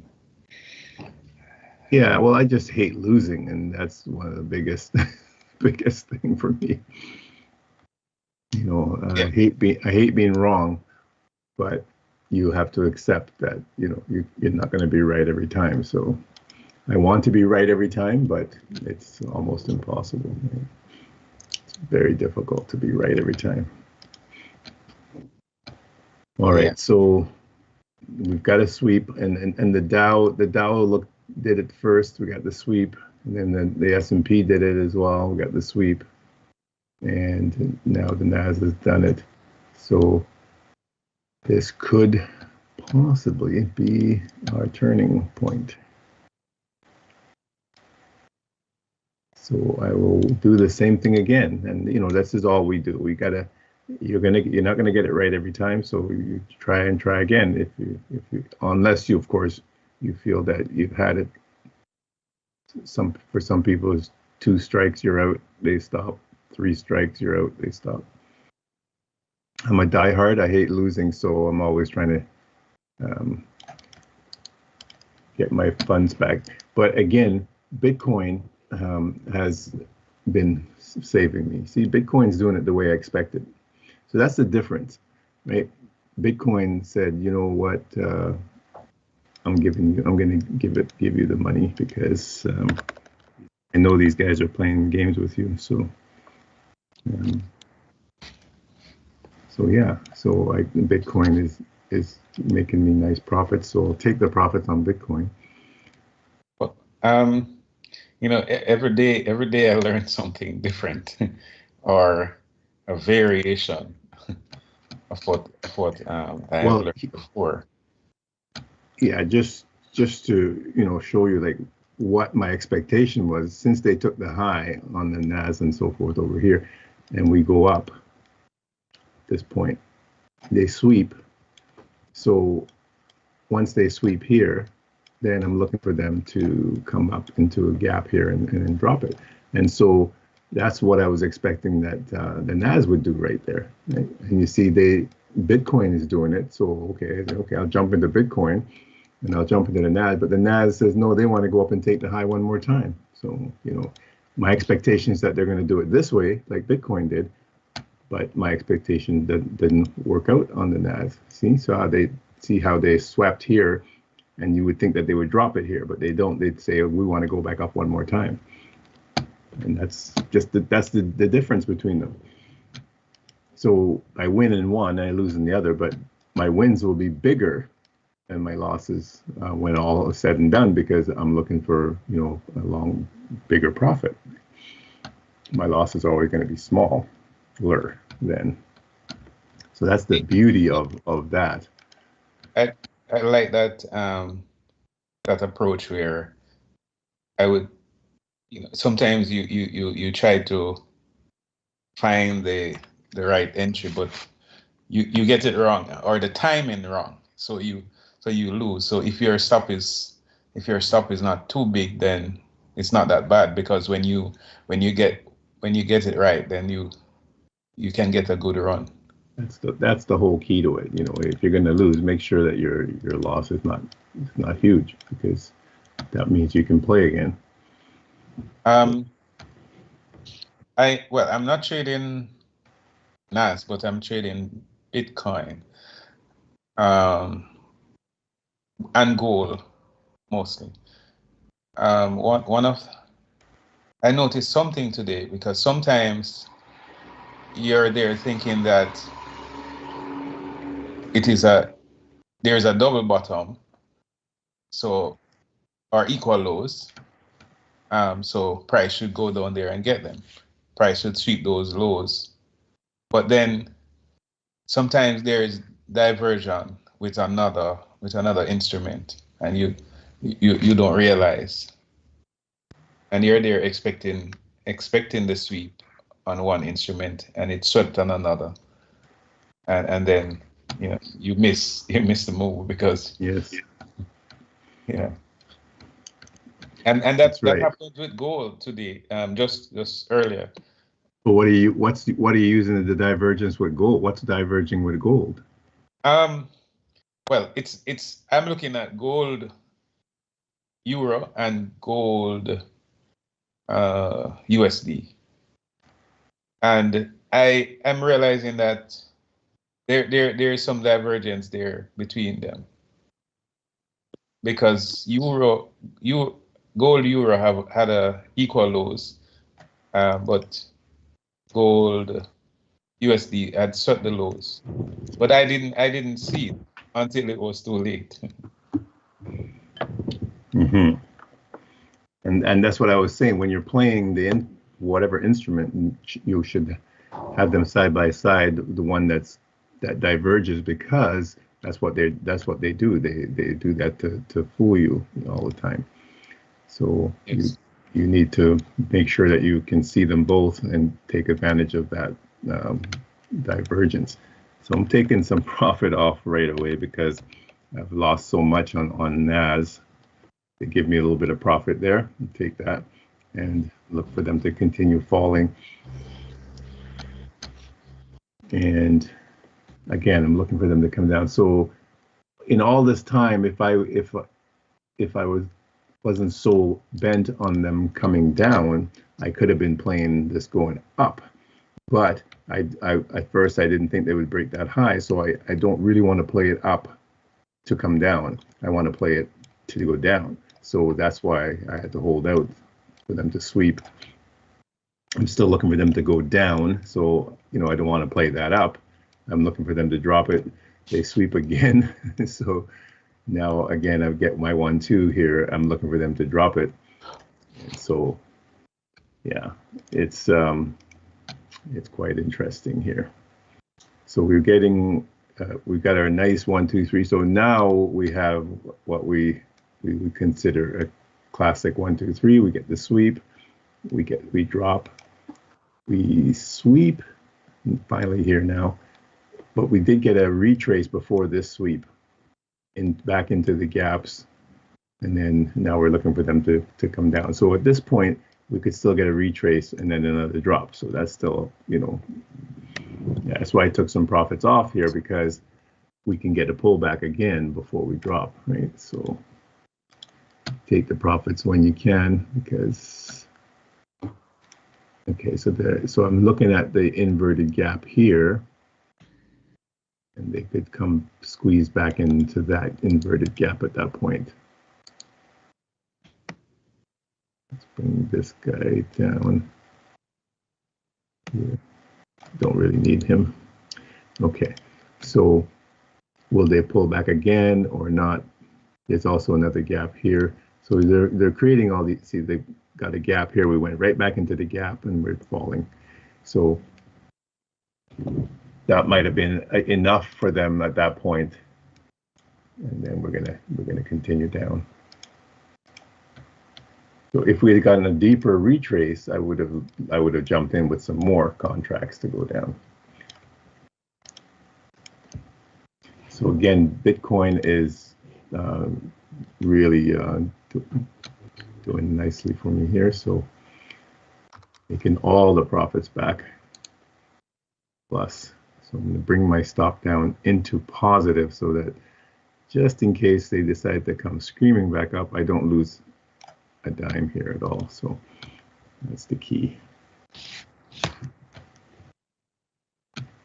So looking for them to go quite a ways down, because my 1, 2, 3 here tells me that we should go way down, take out these lows and everything. All right, so let's see what it looks like scrunched up. So we've got, that's the lows down here.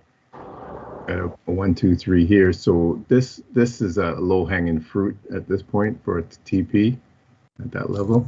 That's a reasonable take profit area. If I'm correct and they continue coming down, that is, right?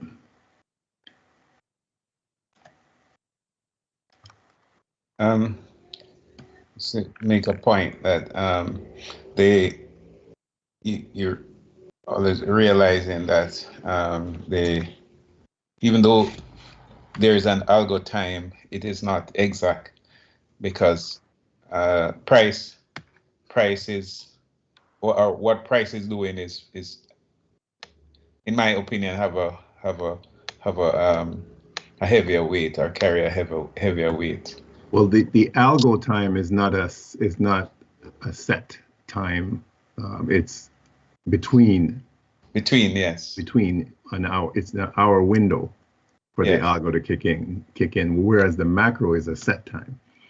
The macro is 10 minutes to the hour that we start. Whereas the algo is between 2 o'clock and 3 o'clock, between 10 o'clock and 11 o'clock. The macro is at 10 minutes to the hour, always 10 minutes to the hour, 10 minutes to the hour, 10 minutes to the hour, until the last hour, where we have one at quarter after the hour as well. So that's what Mr. Michael Huddleston says. All right, so we got a retrace back up into this gap. So I could buy some more at that point, or sell some more at that point. Just add to my You're looking at Bitcoin? No, that's the NAS.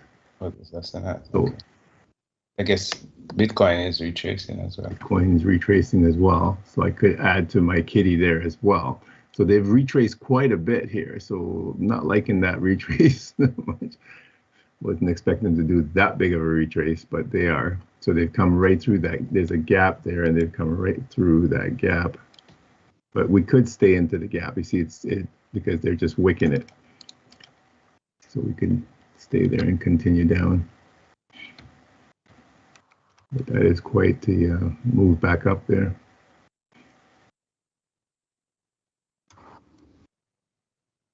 So put my stop in just in case anyways. 1, 2, 3, so I'll just put it just a little bit above that gap because they could spike up. They're very mean, eh? And you know, we've said it many times. They can spike it and take you out and then leave you watching them go. So there's a number of gaps here and inverted gaps. So hopefully we hold here and continue down. We do not want to break this high over here. So we don't want to break these highs till here at this point. Otherwise that violates our structure. So we want to continue down from in here. So that give us a nice 1, 2, 1, 2, and then this is going to be the real move, the real kicker to take us down in the last hour. So we're in a macro again at this point at 10 minutes to the hour, and we're 10 minutes in almost. So we're looking for a continued move to the downside here.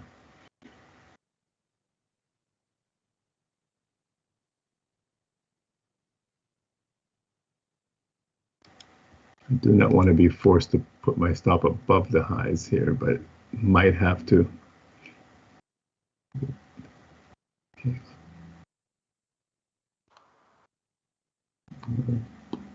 Okay, that's looking better.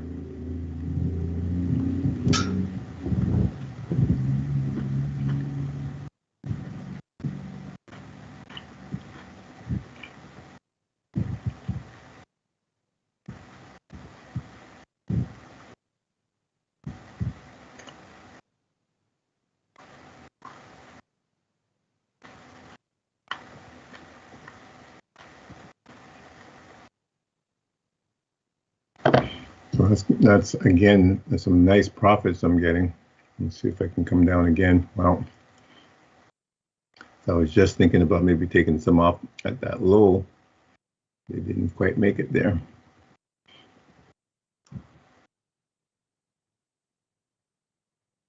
So they stopped me out of Bitcoin.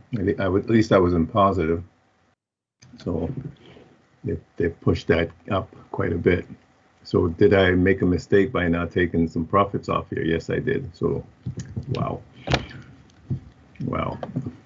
I was up $5,000 right there, and I didn't take something off. I was waiting for another little drop, and they said no. So what are they doing? Why are they going back up and taking this high? Why are they sweeping that high? So we've got a 1, 2, and then they break our structure now and go back up and take that high. So that's very mean-spirited here.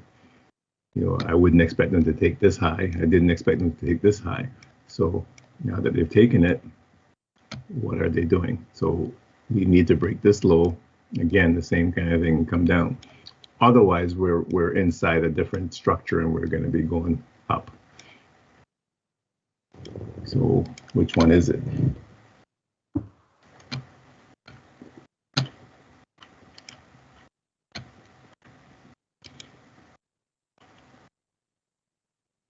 So it's looking like on the 5-minute that they could certainly go and take out those highs again rather than coming down. But all the liquidity, you can see where all the liquidity is sitting. There is some liquidity here, of course, but most of the liquidity is down below. So I would be expecting them to fall. I'm going to take a look at Tesla, which I haven't looked at for a while. And Tesla is the same. Tesla is, again, we have that 1, 2, the drop. And they're just chopping it. So I'd be expecting Tesla to come down and take out all these lows. So if I was a betting man, that's what I would be betting, that we're coming down to take out the lows. So just a matter of being able to get a nice seat and stay in that seat for the ride. They're not making it easy. So are we going to take that high again? Let's see the Dow. Dow says no. S&P says no. S&P is saying maybe. So you see this high, it's very important now. So S&P is saying, you know, yeah, maybe I'll go and take it first again. Interesting. But will they?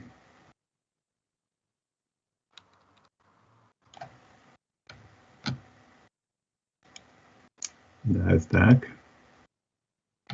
NASDAQ says maybe as well.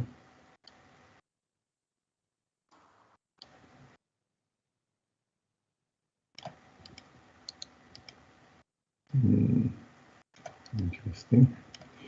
So they're very close to taking it, and the Dow says maybe as well, maybe. And what do we have here? We have a 1, 2, 3 bottom. So it's looking like they want to take that low out, that high out, sorry, that high out.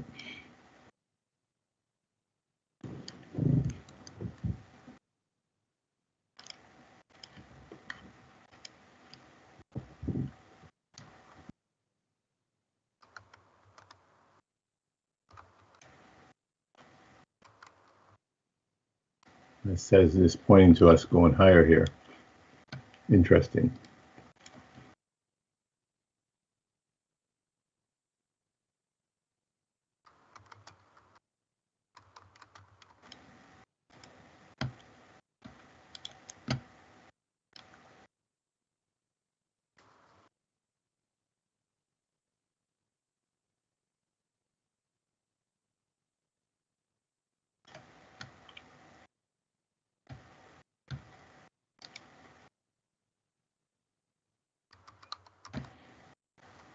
If we take a look at Bitcoin on the 5-minute, Bitcoin is telling us a big story.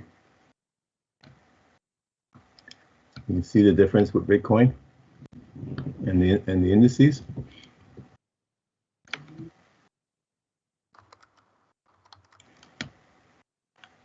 So from this, let's go right to the highest point. Okay, so now we can really see our structure. So there we go. That consists of 5 waves. That's our 1, 2, and we drop. So we know where we are, right? So our expectation is that we're coming down to take out these lows.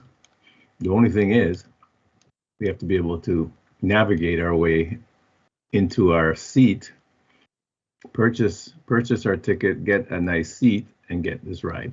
But it's very difficult, as you can see, to get in that seat and get a comfortable, to get a good seat, and then to get this drop. But if we can do it, you can see the dividends are going to be very high. But we're in a 4th wave, so it makes it very difficult for us to do it, because we're trying to pick the final move out of here to the downside, and it's very tough. It is completely different than up here, where we get this move and we're just looking for that. We don't know, but we expect that at this point we should be coming back into some kind of a gap up here and so on, and then we should be able to get that move. But here, because we're chopping up and down, it's very difficult. It's totally different.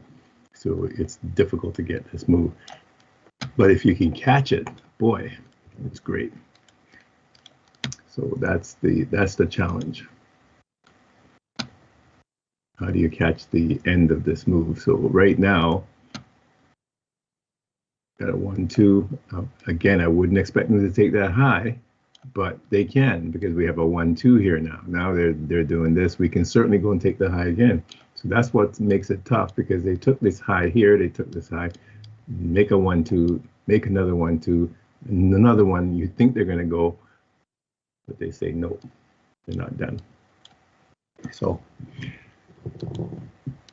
if you understand what I'm showing you, this is a challenge, right? So as George and I and Peter have found over the years, fourth waves, they're really dangerous to play because of this fact.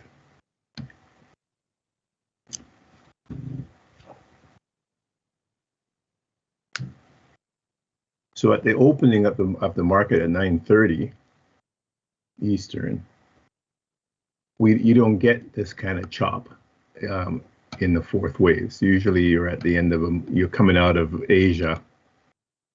Asia is usually chopped up already, and they've made their moves. Now in the 9:30 session, they're just doing a quick move of some kind. You get very dynamic moves, whereas after 11 o'clock Eastern, you start getting chop again, because we've moved from a nice 1, 2, 3 bottom, so they put us in this chop. So that's what's happening. We're in this big, huge chop area, and it's very, very difficult to play in the afternoon. All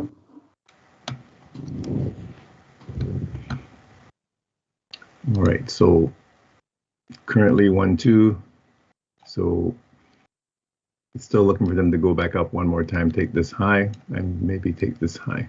So if they do that, then we would be probably right into macro time up in this area, and that's what we'd be looking for them to come down. So this seems like that's might be the ploy here.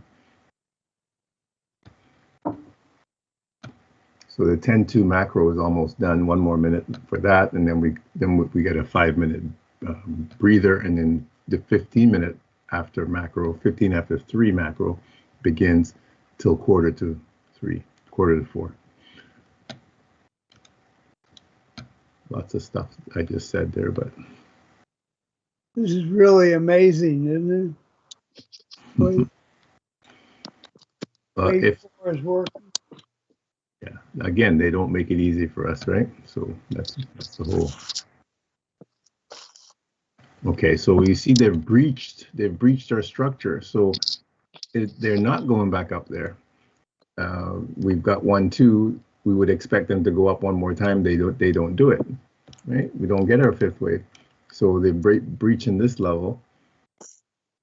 So again, we'd be looking for this move. Otherwise, we're inside a bigger chop, you see, and we're just chopping like that, and we still expect a move up to take out the highs. Because if they are going down to take out the lows, I'm going to go back to Bitcoin, because Bitcoin's much more indicative of the structure. Okay, so I'll explain it this way. If they're going to take out the lows, which is what I believe they're going to do, then anybody up high who's selling are sitting ducks, because they're going to go up first and take them out and then drop it. Make sense? So that's what they're going to do. They're going to want to go up first and take everybody out up here. So on the NAS, it's a similar thing. We're in a fourth wave, but the fourth wave is this way.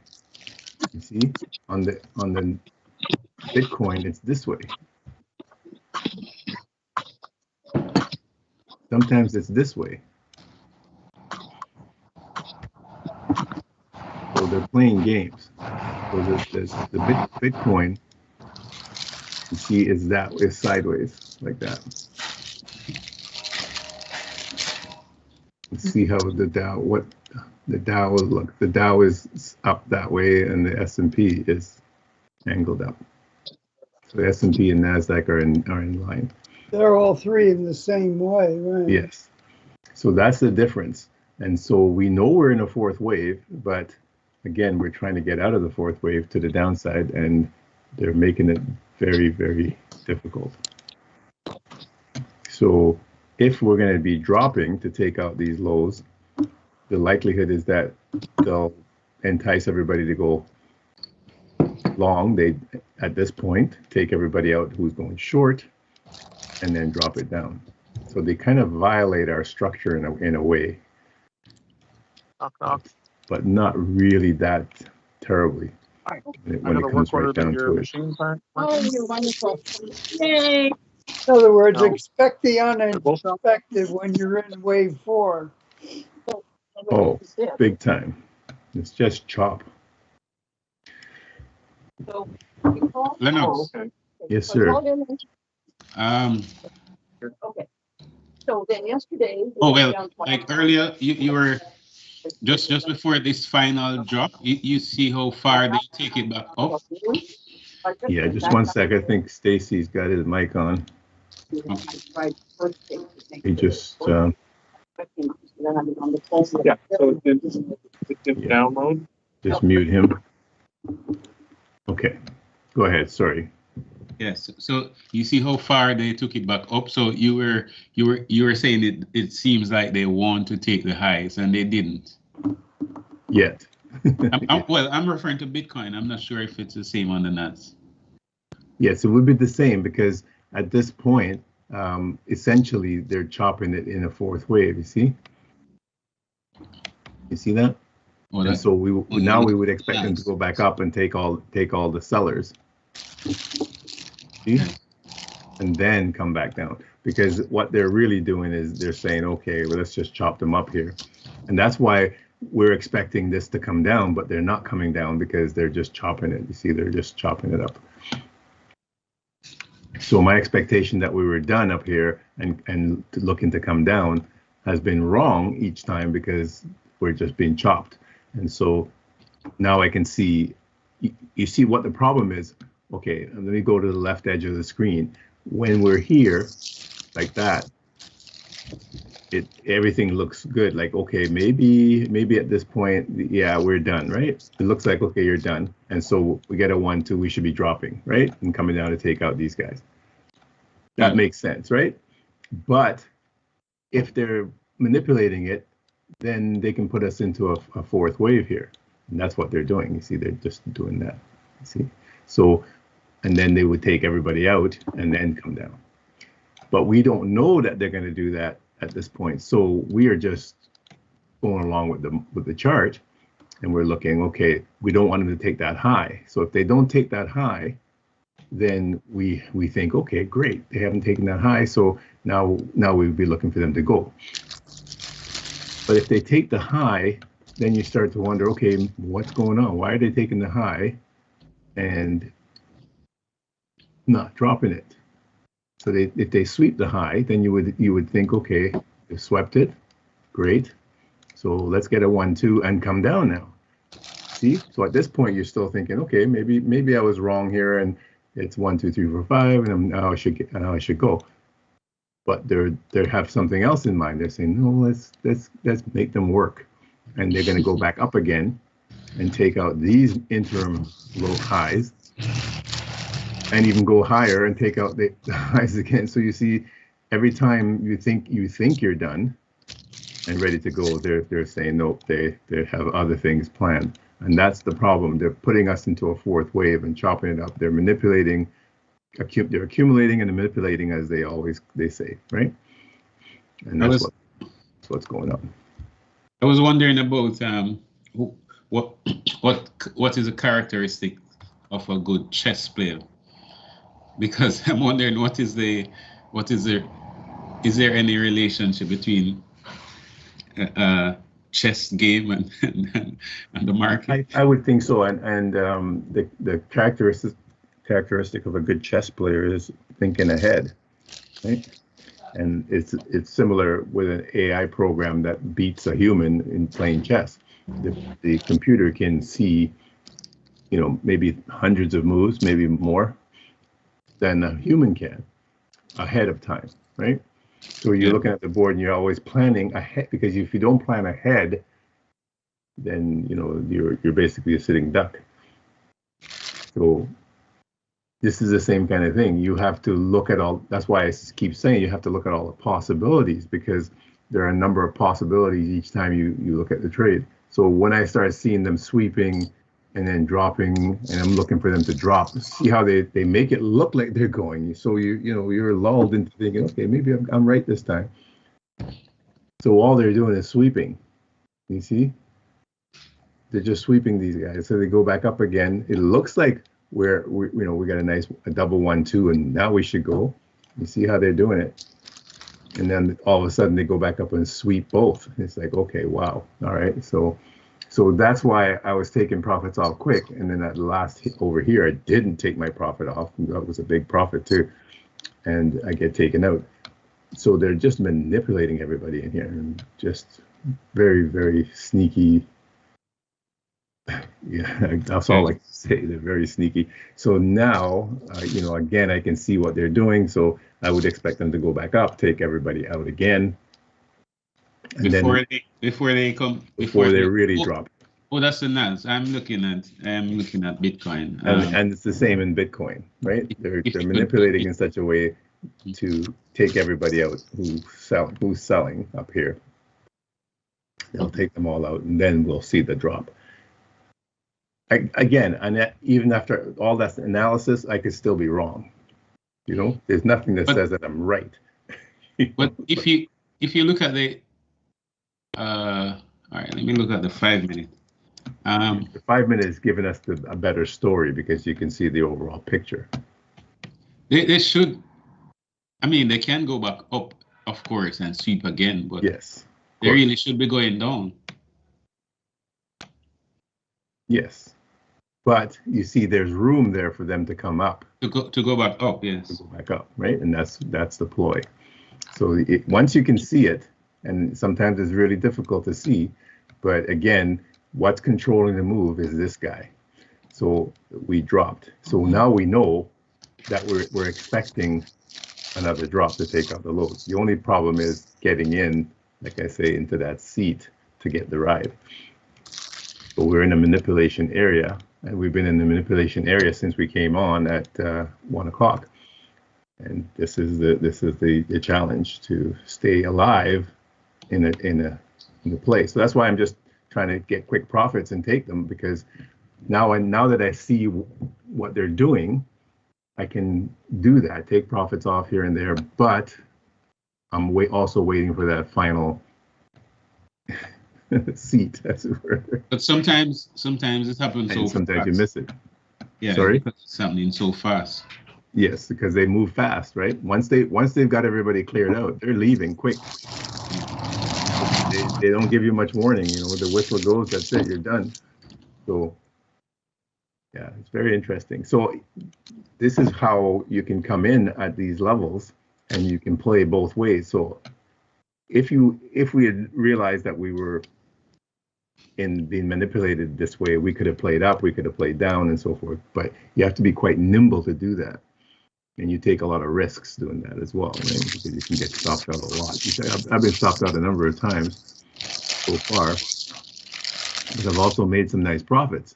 So I'm basically, so far today, I'm about break even right now, but I'd like to gain all my losses back by catching the big move here.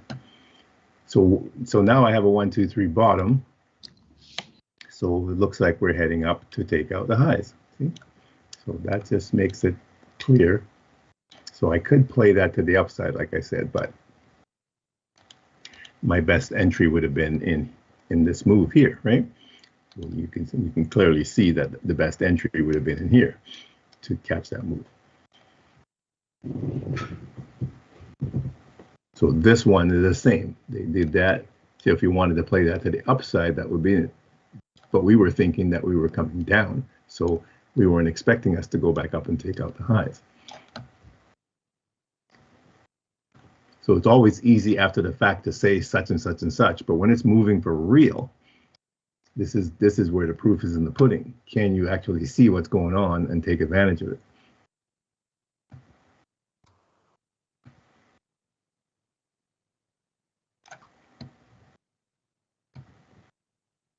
So that's why I'm jumping in on these fractals, because as soon as I see an opportunity, I'm taking it, and taking it quick, where my risk is very small. So let me go back to NAS. NAS should be doing the same thing here. Yes, it is. So you see the NAS, they did this very quickly here. They swept these lows, quick 1, 2, 3, and they're off. Where are they going to? They're going to go take everybody out. So this would have been a good play to the upside. So that's the S&P. S&P did not sweep this low. See that? There is divergence there. NASDAQ swept. S&P did not. Did the Dow sweep? No. So you see the manipulation there. It's quite good, quite effective. So they're doing an A and a B and a C and a D and an E. So the E leg here did not, like we would expect, take out our C leg. So we got A and a B.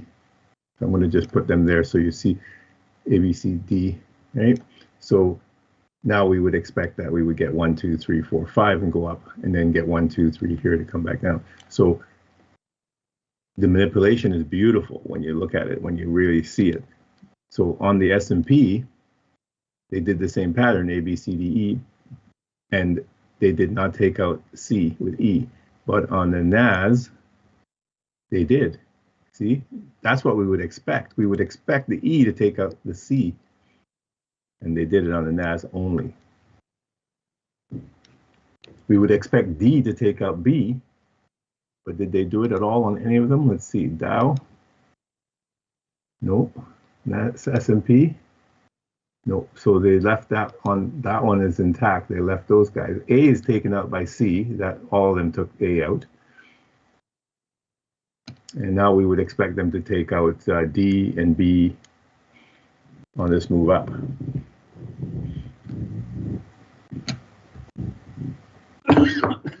So if we're wrong and they come back and take these lows out, then we are wrong, and we, the expectation that we should go up and take out these highs is nullified. And you can see they're making it look like, okay, maybe they're not going to do it, but we'll see. What's your take on Bitcoin? Because I'm in Bitcoin for a short. I'm still expecting them to go up and take out the highs. So now we have a 1, 2, another 1, 2. So if they take this low, then yeah, we could be heading down. But if they don't take that low, we could certainly go back up and take everybody out. It's the same thing, just the same thing. It's just that they're doing a different type of manipulation. So NASDAQ is doing this similar pattern. You see? So they're doing the same thing. It's just that it's a little the same thing, but yet a little different, right? You get what I'm saying? Yes. Hey, when I'm by myself and trading and so forth, I have to chuckle sometimes because I can see it, what they're doing and so forth. But to try to explain it to somebody, oh my gosh, you can see why this is difficult, right? But well, yes, so I'm expecting them. Okay, so how I look at it. Okay, I'll give you a good example of how I look at it. I have this 1, 2, 3 right here, right? So I ignore the wicks primarily, especially on the retraces, because this is where I draw the line, kind of. So they can wick in here, see? So they induce people. They think, it's going to drop but this is the key here. The bodies are the key. So the wicks, as Michael Hutchinson says, are the key. The wicks do the damage. Look at that wick on Bitcoin just now. Yeah, so they manipulate everybody using the wicks. You see, so the wicks look like they're gonna. Yeah, so that's what I would expect on Bitcoin, that they come in, and they can come into the bodies here, but don't go through the bodies. They don't close down below. They just use the wicks to manipulate and make everybody think they're going to drop it, but then they go right back up, take everybody out. See, It's the wicks that they. So again, this is very, very difficult to explain thoroughly, and I can see why Michael has problems too trying to explain this stuff to people, because it's if you spend time with it, you will get to understand over time. You think you will, but I mean, look at it. I've been doing this for so long, and still they mess me up. No, I'm not talking the market makers. I'm just referring to understanding the structure of the Elliott wave and how it should play out, but it doesn't always plays out as you are expecting it to. No, and even when you think you've got it down, you know they're doing something to make it look different and so forth. So, you know, the market makers are well aware of 1, 2, 3s. You know, yeah, they're well aware of the structure. So, but the thing is, they can't break this structure. This structure is always, always, always playing out at every turn. So, at every turn in the market, the structure plays out. So it's just a matter of catching it at the right spot, and you can take advantage of it. They can't break this, because if they break it, they're killing themselves. You see, so they're going to put their stops there as well, right? If you know, they're not going to play without stops, I'm sure. So they're going to put their stops below those lows. So if they're moving up to take everybody out up here, they're not going to come back to kill themselves. They're going to take everybody out up here first, take their profits. You know, then their stop is gone once they got their profits, and now they're coming back down. So that's the whole ploy. But that's why the 1, 2, 3 works for us, because it's a solid structure.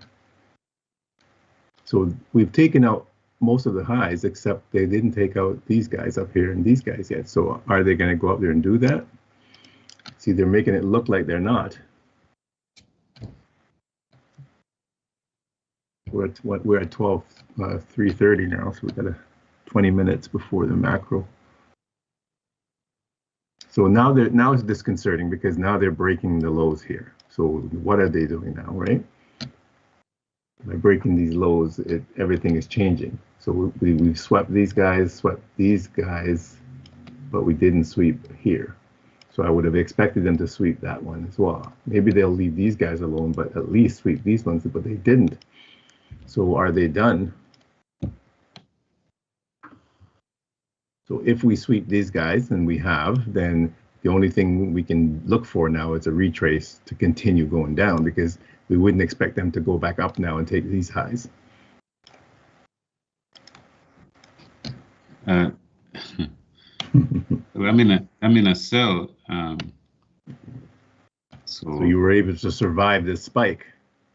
Yeah, I was able to. My stop was not tight, but I need to tighten it up now, though.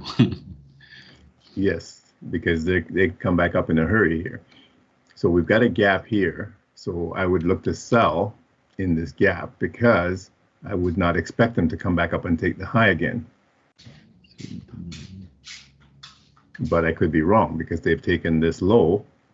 They swept that low. They didn't close below it, so it is still possible for them to come back up and take this high. So what's our structure doing here, structure-wise? Again, it looks like we're in a fourth wave. You see, the whole thing here looks very suspicious. So they could easily come back up again. You see? See that? Yes. If you can see that, then you understand what I'm talking about, because this whole move could be a fourth wave. It's the same thing we just did. We got an A, we got a B, we got a C. So they can make a D here. You see what I'm saying? They can do the same pattern, and they can come back down again to E, and we can go back up again and then drop. So they can manipulate this, because we still have 20 minutes. They're moving quickly here, right?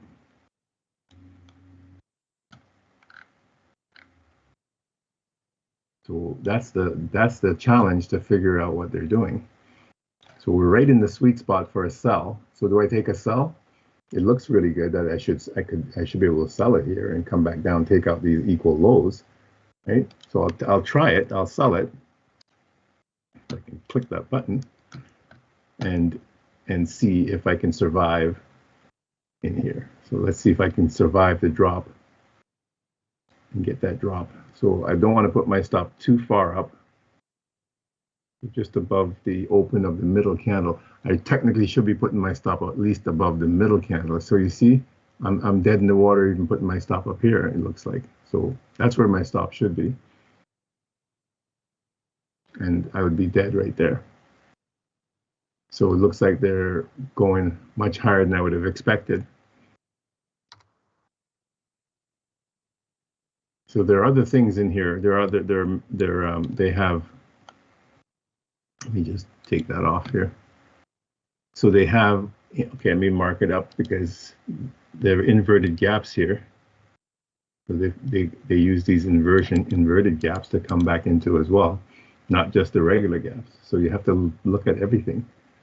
That's why I'm saying you have to look at everything. You have to look at all the possibilities.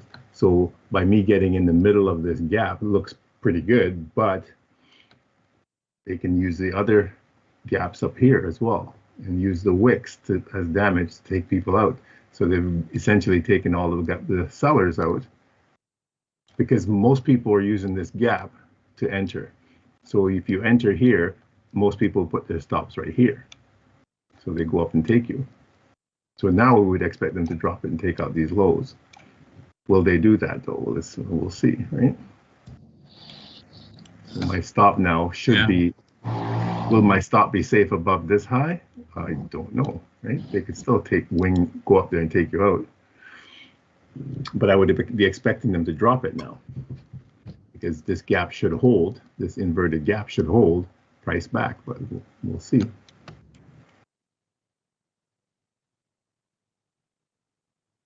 That's if I believe that we're going to take these lows, but doesn't mean that we're going to take those lows. Because if we're in a structure that's in A, B, and well, maybe this is C already, maybe this is A, B, C, D, and this is E. So if this is E, then I'm toast. We're going straight up. But if this is C here, A, B, C, no, that doesn't even work. That doesn't even work. Sorry, I'm losing my mind here now. You get lost in this stuff sometimes. Okay, so this would be my 3. So this would be my A. I'm going to mark it. This would be my B. That's not a very good B. So either this is C here, which they didn't take out A, and this is D right here. And then this would have been the E, which took out the C. So if that's the case, then they're going up. You see? Right? You get it? To take out D and B and 3.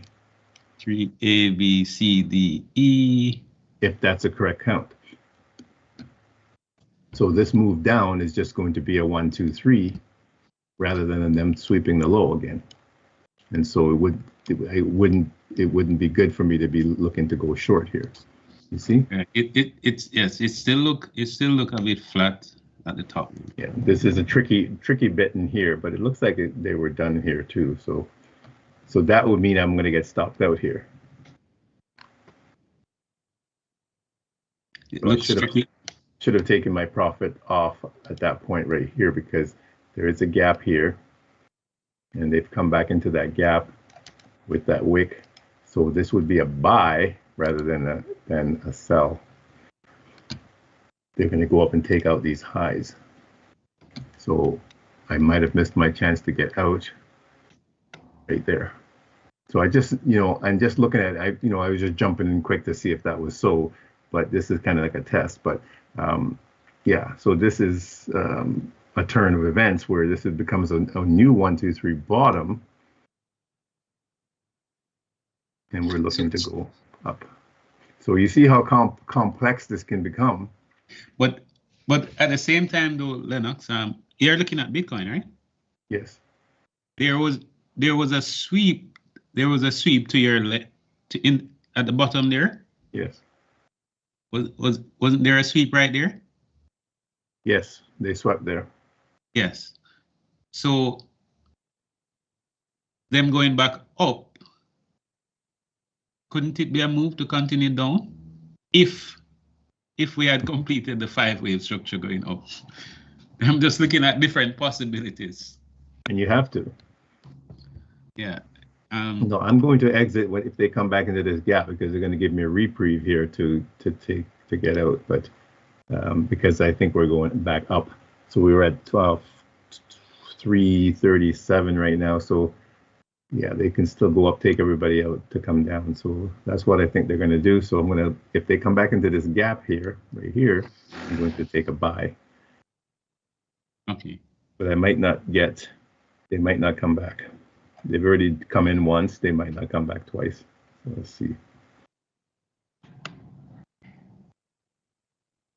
if they do.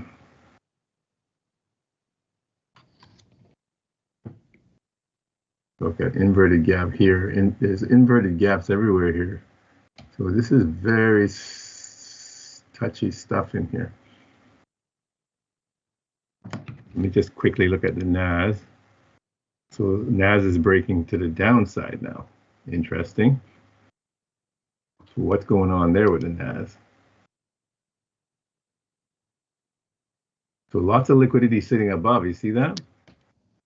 That's for NAS. Yeah, and the S&P.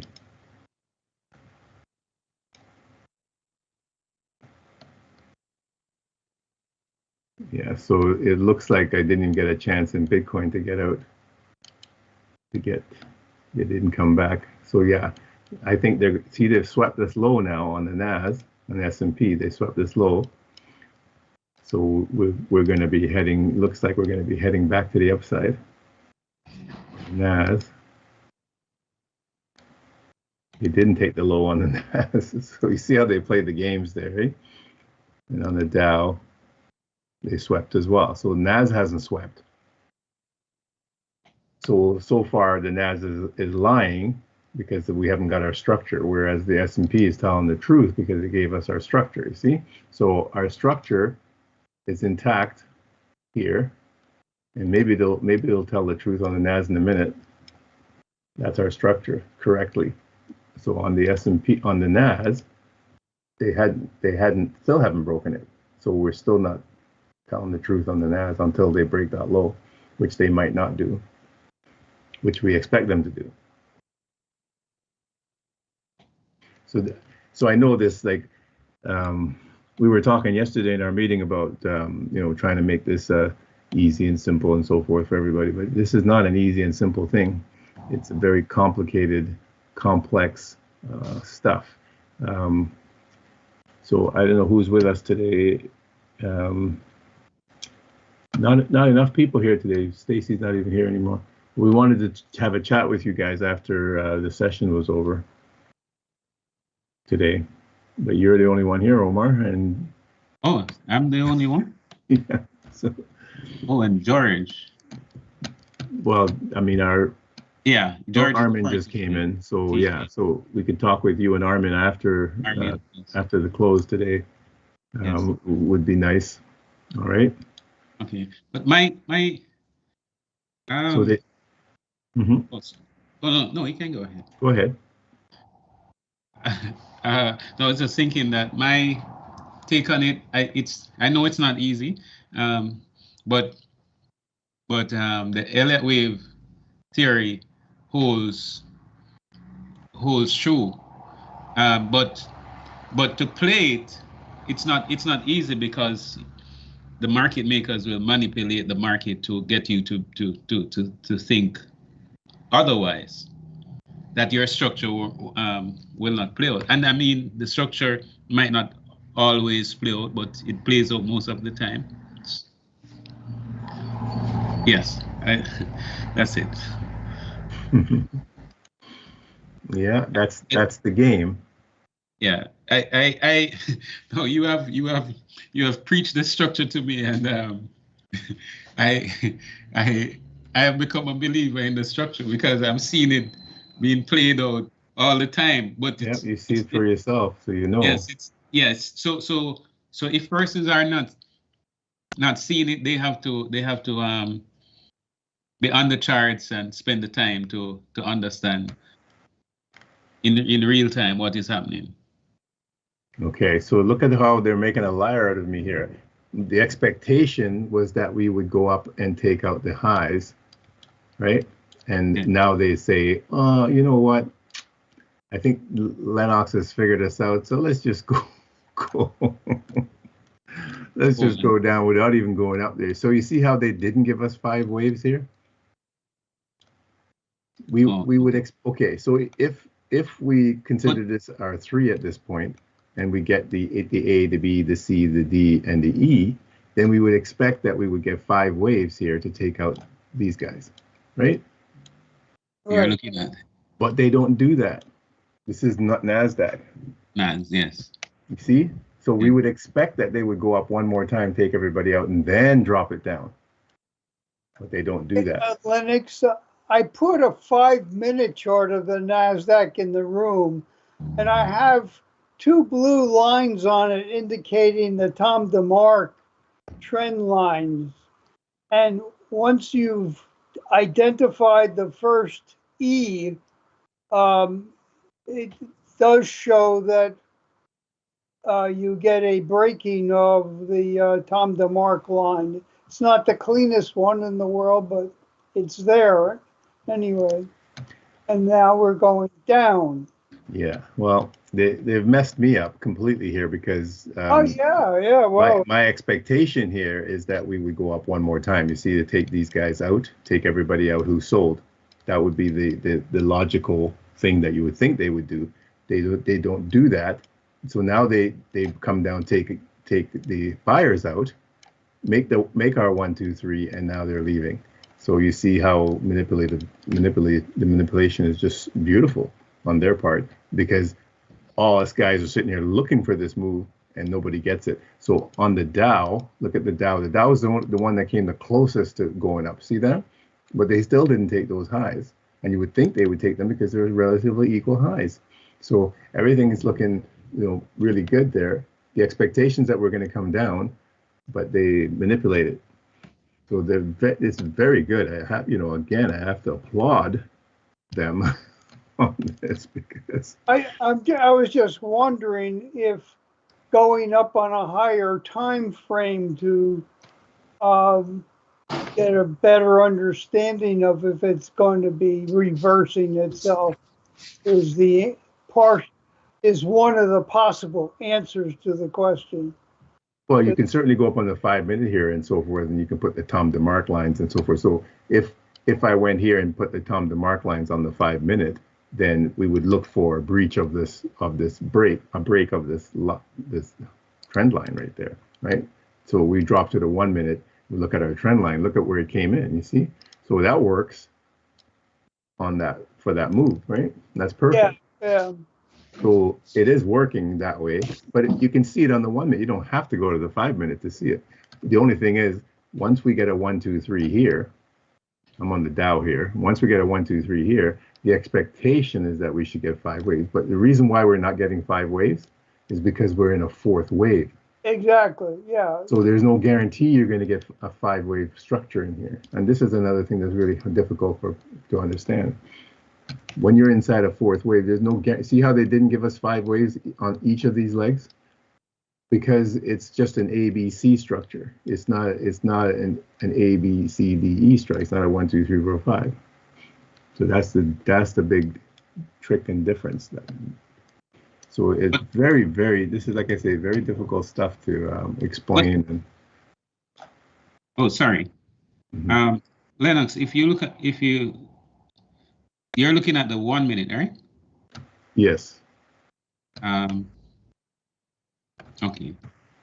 If you look at the 5-minute, because I'm thinking that on Bitcoin, okay, it's Bitcoin? this 5. Yes. Well, on Bitcoin, Bitcoin hasn't gone so far down like the NAS. So I'm wondering if Bitcoin, it's still in a 4th wave there, so it could still go up as you were saying. And take them out. Yeah, I mean, they're still playing games here, right? So we can still go up and take everybody out, come into the midpoint of this 15-minute gap and drop. It's just, that's still a possibility there, right? Can't rule that out.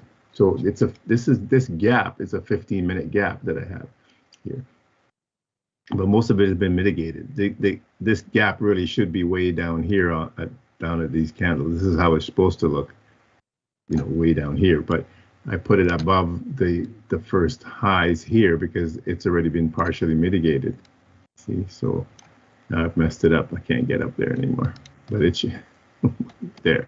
So it should be, yeah. So most of these gaps now have been these highs have been taken out. So our gap has been mitigated quite a bit, but there's still room for them to come up and go into the middle of the gap at this point, right?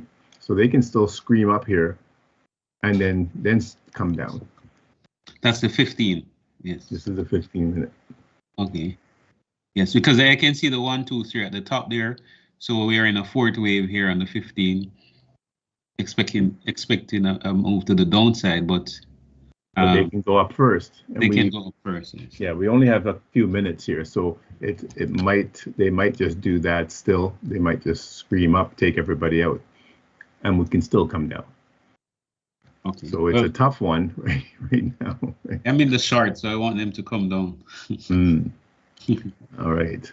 But they could go up as well. But you're in a dangerous area, in a dangerous time. So yeah. I'm looking at that there as a buy at that point. As a 1, 2, yes, to go 1, 2. I'm going to buy it there, and I'm looking for them to go back up because they swept this low here. So the sweep, 1, 2 now, and I'm looking for them to go. All right, so that's my take on it there. So my stop would be below the low, but I hate putting the stop in at the macro time because they can easily take you out with a wick, but I'll put it there just in case. All right, so let's see what the NAS is doing at the same time. We've got less than a minute to go here. So they're looking to set up a 1, 2, 3 here as well. Let's see, S&P, same thing. Dow, same thing. All right, so everybody's looking at a 1, 2, 3 bottom right now to go back up possibly here. If we take out the low, then all bets are off. So this too is a nice buy on the NAS right here because we're right into the gap.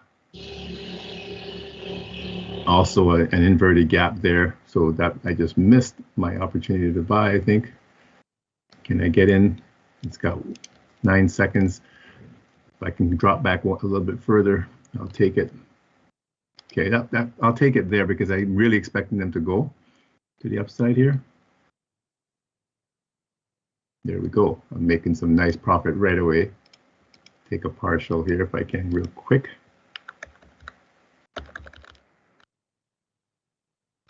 Get a partial off. Okay, so that's the expected move.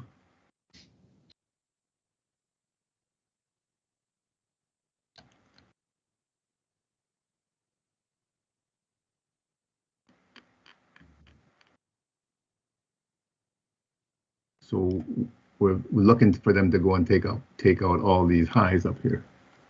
So I'm getting nice profits on Bitcoin as well.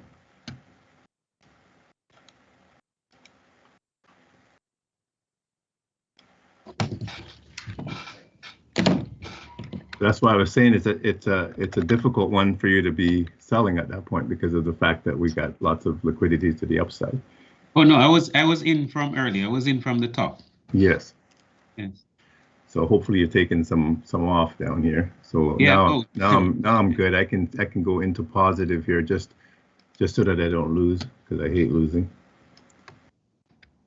I think I've told you guys that before. I don't like losing.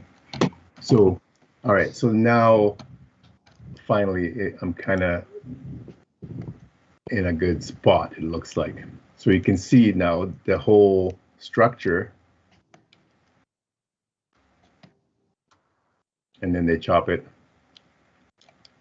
And now we're going. So they kind of fooled us in here because it looked like, but they came down to sweep these guys out.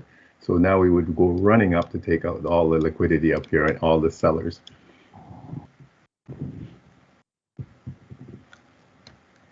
So very, very, very sneaky stuff in here. So the other What time alternative frame are here. you on there, Lennox? Sorry, What time frame are you on that chart this is the 5 minute on the NAS. of the? So Okay. another alternative way to look at all this is Yeah. and Omar, you can think of it this way.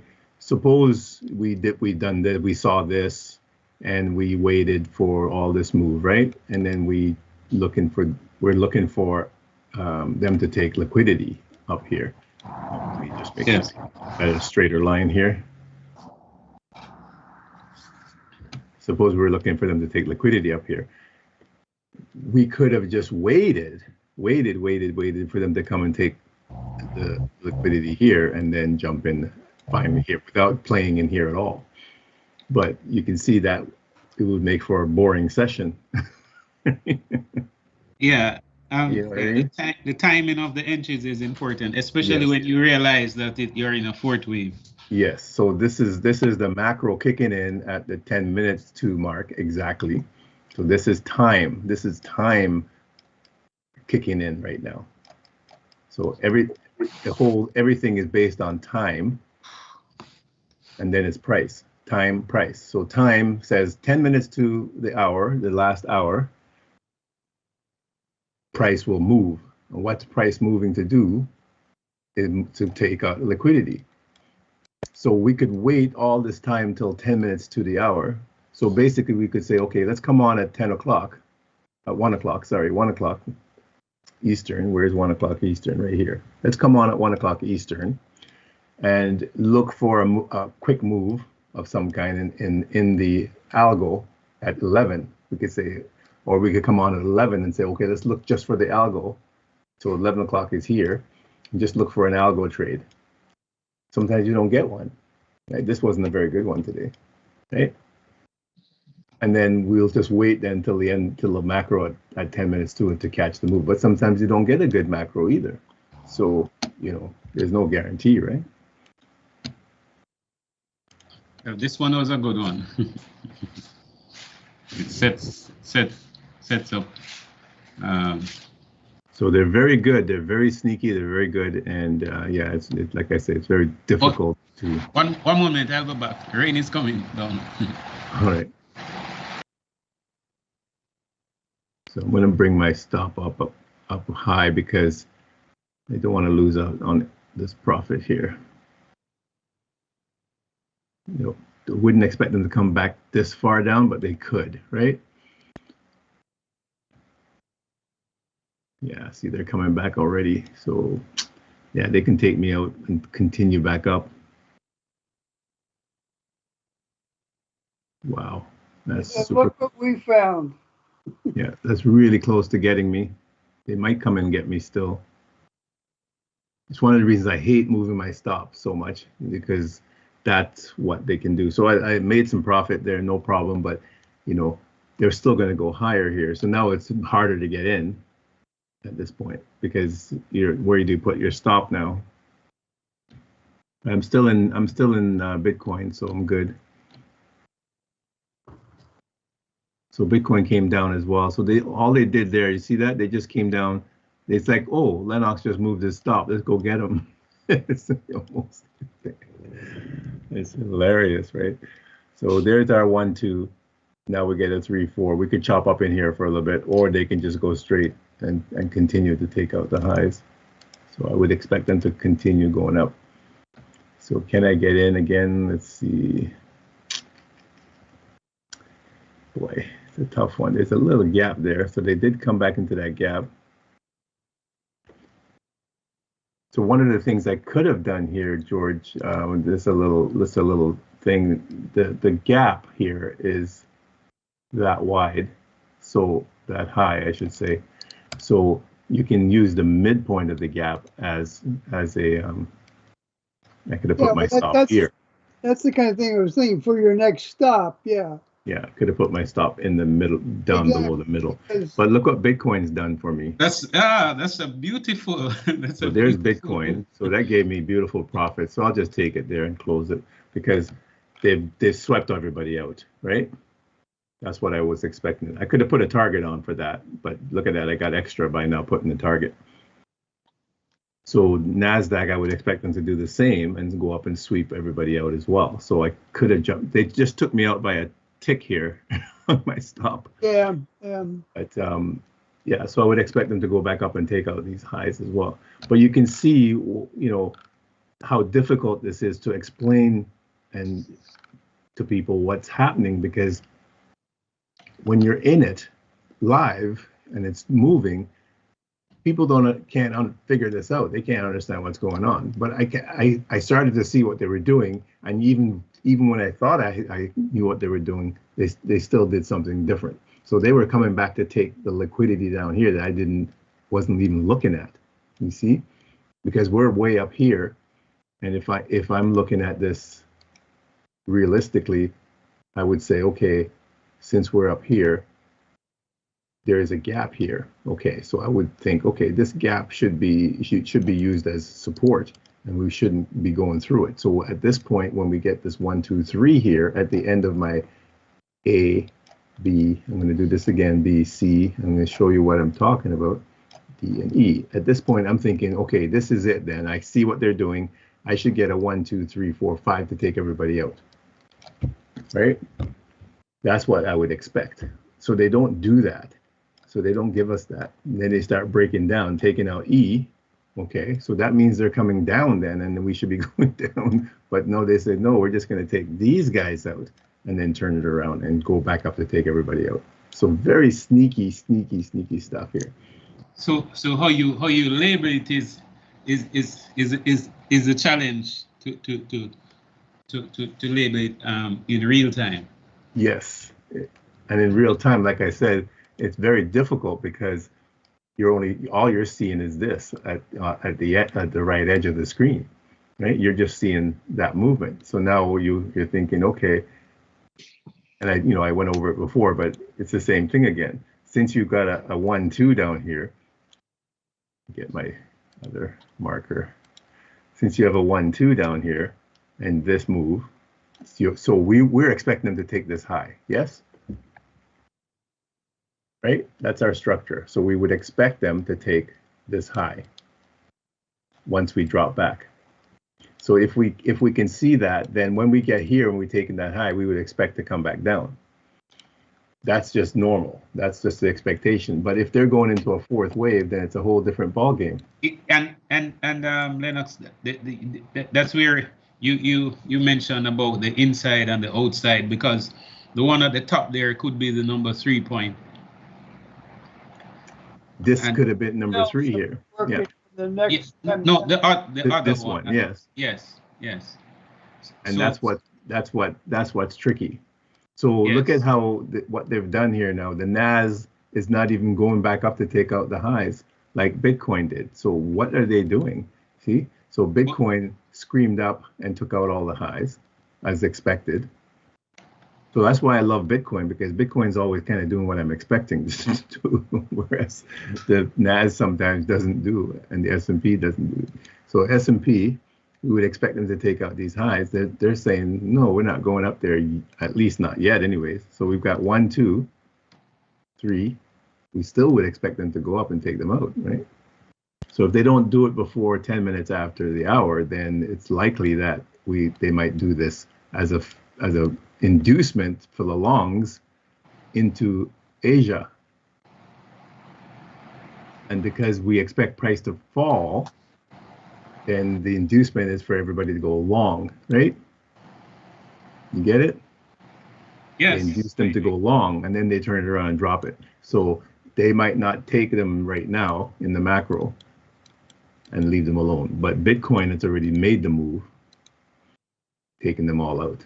So Bitcoin now would induce longs again. Same thing. They're going to induce longs again, into Asia, but they're going to come down eventually and take everybody out.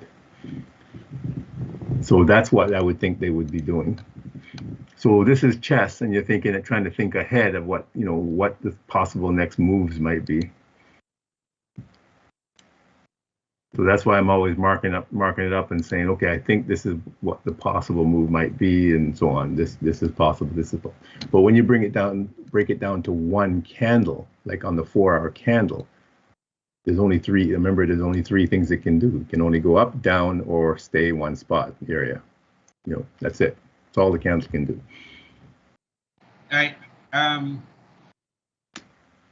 Lennox, I was talking to a friend last night, and he does trading, and I was telling him about the structure of the Elliott wave. That I'm a believer now in it, courtesy of youth. Well, because he doesn't understand it, then it's going to be difficult for him to give it the credit that it's due. But he's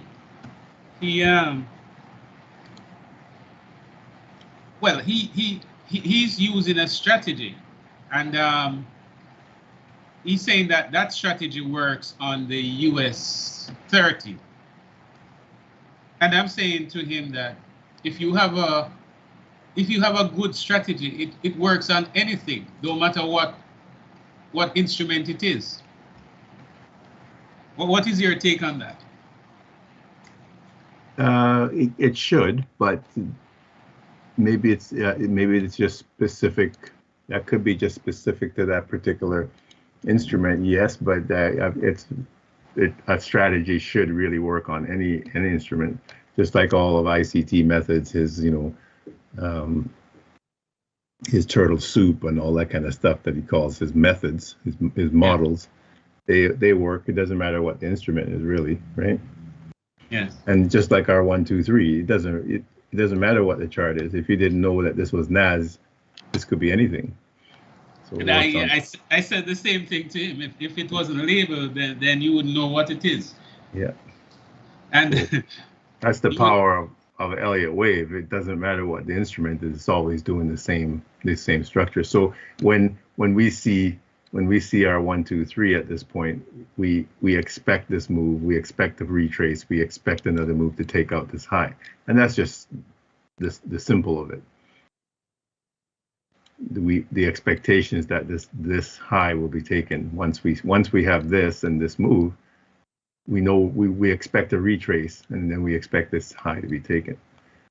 When we don't get it, it's very odd. So here we would expect that to be taken, and we don't get that. So now we have to rethink everything. Okay, why is that not being taken? So then it's the opposite look of it. You have to look at it the opposite way. So they're doing it in a different way. And you're in a fourth wave there as well. You're in a fourth wave. So it's very sneaky, very tricky. This is just messed up. So did I count this all wrong? It's possible. This was swept here. So this, in effect, can be the 3. And then this is A and B and C and D, and that's our E leg. So had I seen it properly, because this sweep here is very, very important. So let's see if Dow swept there as well. Yes. Let's see if S&P swept there. Yes. So that is our 3. You see that? The highest, because when we do our structure, 1, 2, 3, it's the highest point that becomes our 3, right? So they can now manipulate before they go. So this is our 3. So now it becomes A and B. So that's why this is occurring, and that's why I didn't see it, because I was counting this as A here, and I was wrong. You see? So this is our E leg. I think that sometimes when you look on the 5-minute chart, you can get a. I don't know if on the 5-minute you'd be able to see this that way, because it's a bit tight. I'm not talking the A, B, C, D, E, but in terms of you could anticipate end of a move. The end of the move and the pullback here. Yes. To sweep and to go back up one more time, because yes. you look at those relatively equal highs up there. Yes. Yes. So I had made mention of gold, yes. gold euro, and gold USD. That equal lows though. Sometimes it can be tricky, and I think the best way to try to figure it out is to have a pair that or an instrument that you might possibly find divergence between both. So if you get a chance, you can look at both to highlight. Yeah, I'm just looking at this again, you know, after, you know, this again is after the fact, but you know, we did kind of see it, but I miscounted, and, you know, we're counting 1, 2, 3, 4, 5, you know, A, B, C, D, E, and yet you can still miss the count. So this is interesting here. So here's our structure, 1, 2, then we get this 3, 4, and then we get this move up. So our high is right there. So this is our 3. So here's our 1. And this is a very large 1, you know. And then we did this a strong move inside. So now we get, at this point, this becomes our A. This becomes our B. So on the 5 minute here, I'm seeing it on the C, and then this is our D. So the expected move is that we take out these guys and possibly take out these guys, and you see that's what they did in the Yes, E leg. because Wow. up the top there, up the top where the 3 is, that the 3 is not the lower high. No, they swept it, and that's the little trick right there that they fooled me, and I thought that the A was in here, and that's why my count was off. And I was wondering, why are they killing these lows? And that's why, because my count wasn't right. So in here, they're coming down, taking out these lows. So once I realized, okay, I see, now they're here. So this 1, 2, 3 is in effect to go back up. So very, very, very sneaky of them. They come back into this gap down here even. That's just super, it's amazing. So ICT, right? Yes. ICT guy, he's looking at this and he's saying, oh, there's a gap down here and they're going to come back into the gap. But Elliot says the same thing, but we're looking at two different things. Right? But it complements. They complement each other. It complements each highly, other. yes. But I find that the Elliott wave structure is more, well, I wouldn't say more profound, but it's easier to make sense. Yes, to make sense of what's happening on the chart. Yes, to a point, because we see how complicated it was in here. Yeah, they never make it easy at all. No. So my expectation that we were going to hit the highs and come straight down, take out all these lows, was incorrect at this point, because we haven't finished going up yet. Yes. So once we finish going up, that's what I still expect to happen. So you see what's going on now. Now we understand what's going on. We're expecting one more sweep and then a big drop. So it looks like, is it CPI tomorrow or PPI, one of them, is going to be the culprit to bring the markets back down. Yeah. So let me take a look at gold for you here. All right, look at gold euro and gold USD. If you can put them side by side. If you can, yes, if it's possible. If the screen space is. Oh, yeah, it's possible, certainly. Let me do it here. Okay, so gold euro.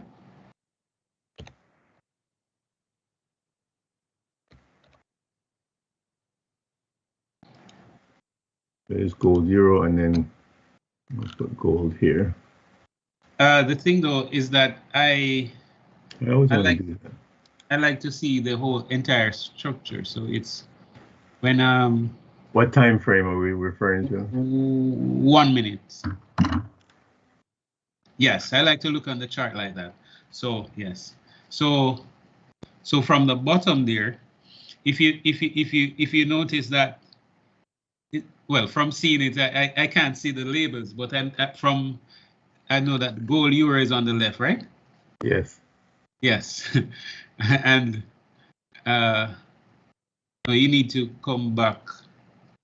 Well, Yeah, I just wanted to see what they did over here. So there was a big sweep over here. Yes. And it's a totally different structure here on gold USD. So, but they did sweep as well. They swept as well. Yes, over here. Yes.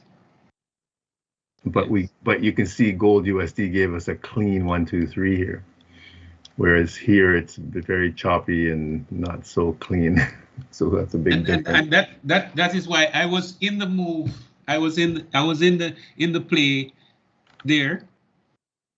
Put my stop below the low, the gold euro, and I when price moved up, I decided to come out because I'm saying these are equal lows. So it's best if I come out than allow them to come down and put me in minus and then get back in after the sweep. But they did the sweep and they just continued up. And left you sitting there going, why did I get out? Yeah, it's I'm so angry, but then about it. But yes. All right. So looking at, let me go over to the big screen here. We look at gold euro here. So there's something interesting here that. Oops, that one is gold US. Yeah, let me go to gold euro. All right. So on the 1 minute and down at this low that you were at, because so to help you in the future to not do what you just did. Yes. It's a very, I'm not going to say it's simple, but it's, again, structure, right? So let me just move this over a little bit. All right. So from this high here, right? Yes. Yes. If you can count your structure down, so we should be done here at this point, we would expect, right? Yeah, I mean, I'm convinced at that point, but then. But they made it look like, yeah, they could come back down. But once we break this level and come and start going up, once we break this one, yes, there's no need for them to come back anymore. However, no, it's not at that point. It's not at that point that I would have. So where did you get out at? In here? I would have came out on. All right. If you point to the middle of the. Up here? No, first it's at the low. Oh, in so here. No, in the middle. The middle. So you have a W there, so it's the. Yes, so in the you're middle. Down here. So you're getting out down in here. Yes. So all right. If you cleared, you see that red candle coming down. Yes. So I was in on the move up after that red candle there. Okay. Yes. So if you can point it after that big red candle. Yes. Yeah. So I was in after that candle. So now they're pulling it down, and you're yes, panicking, thinking that they're going to take out the lows again. Take out the equal lows. Yeah. And yeah. And that's looks certainly that way that they could do that, because from here we have 1, 2, 3, 4, 5. So we have a sweep, and now we get another sweep. So this is a legitimate 1, 2, 3 as long as they don't break this low. So I would have kept my stop there and not move it, because if they're going to take you out, they're going to take you out. Don't panic out. Yeah, I panicked. But you panicked out. So by doing that, then you lose, because I know that's tough. You see how when I go into the trades, I leave my stop there, because I say, okay, if they're going to take me out, they're going to take me out, right? Yes. So you have to do it that way, because if you're afraid and you decide to move your stop in or exit, then this is what's going to happen. They're going to just leave without you. Yeah, that's the emotional side of the game, man. Yes. So the key here is not to move your stop, not to panic out of the trade. A lot of times people will do that. They will panic out because they see that price is coming towards them, and now they're in a drawdown, and maybe it's a $300 drawdown or whatever, and they're panicking, and oh my God, I'm gonna lose, and then they get out, and then of course it turns around. So yeah, I'd planned to get back in after the sweep, but they didn't sweep. So now if they don't sweep, which say again we had our stop at the low, and if they don't, like, okay, say we panicked out and then they don't sweep, so they did sweep here, right there, they swept right there. So if you decided to get back in on a break of this guy, you see how hard it is now to get in because they're moving quick now, right? Yeah, so this was your only chance on a retrace, but you could have jumped in on a break of this guy. You could have jumped in on a fractal here as well. The fractal here would have worked nicely at that point, but it's tough. I was looking at another instrument, and by the time I look back, it was gone. So I say I'm not going to chase it. And that's one of the reasons why I say, don't look at too many instruments. Too many, yes, yes. Stick to, if you're playing euro, gold, euro, stick to it. Yeah. Right. So it's quite interesting though. The difference between that and the gold is quite pronounced here. Is that the same spot? This is the low here on gold euro, so on gold USD. So they swept, they made that big sweep. So again, we had that structure drop. So this is totally different. It's a completely different pattern. Yes. So this is more indicative of what I would like to see, and then you would want to take the trade type, something like that, right? Even if you jumped in at this point, you're still, you would get some drawdown, but you still catch the move. But yeah, this is a totally different chart. So they're not even close to being the same, because you're looking at two different instruments, because you're looking against gold versus euro and gold versus US dollar. So it's two different things, right? Yes. All right. So who else? Who is here with us still? Is Stacy back? Stacy's back. Okay. I'm here. Could we have a chat with you guys? Would you mind? Yep. Hello. Sure. Stacy, Armin, Omar. Yes, sir. All right. So Vic, you could stop the our session for today. Thanks everybody for dropping in, especially those on YouTube. Appreciate it. Give us a like, subscribe.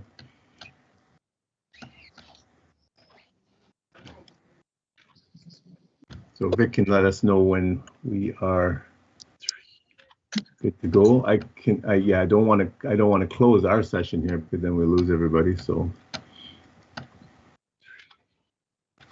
you can just type for me, Vic, when you're ready, or speak. He might not even be there. Let me just go and check if the session's still going on YouTube. Guys, bear with me.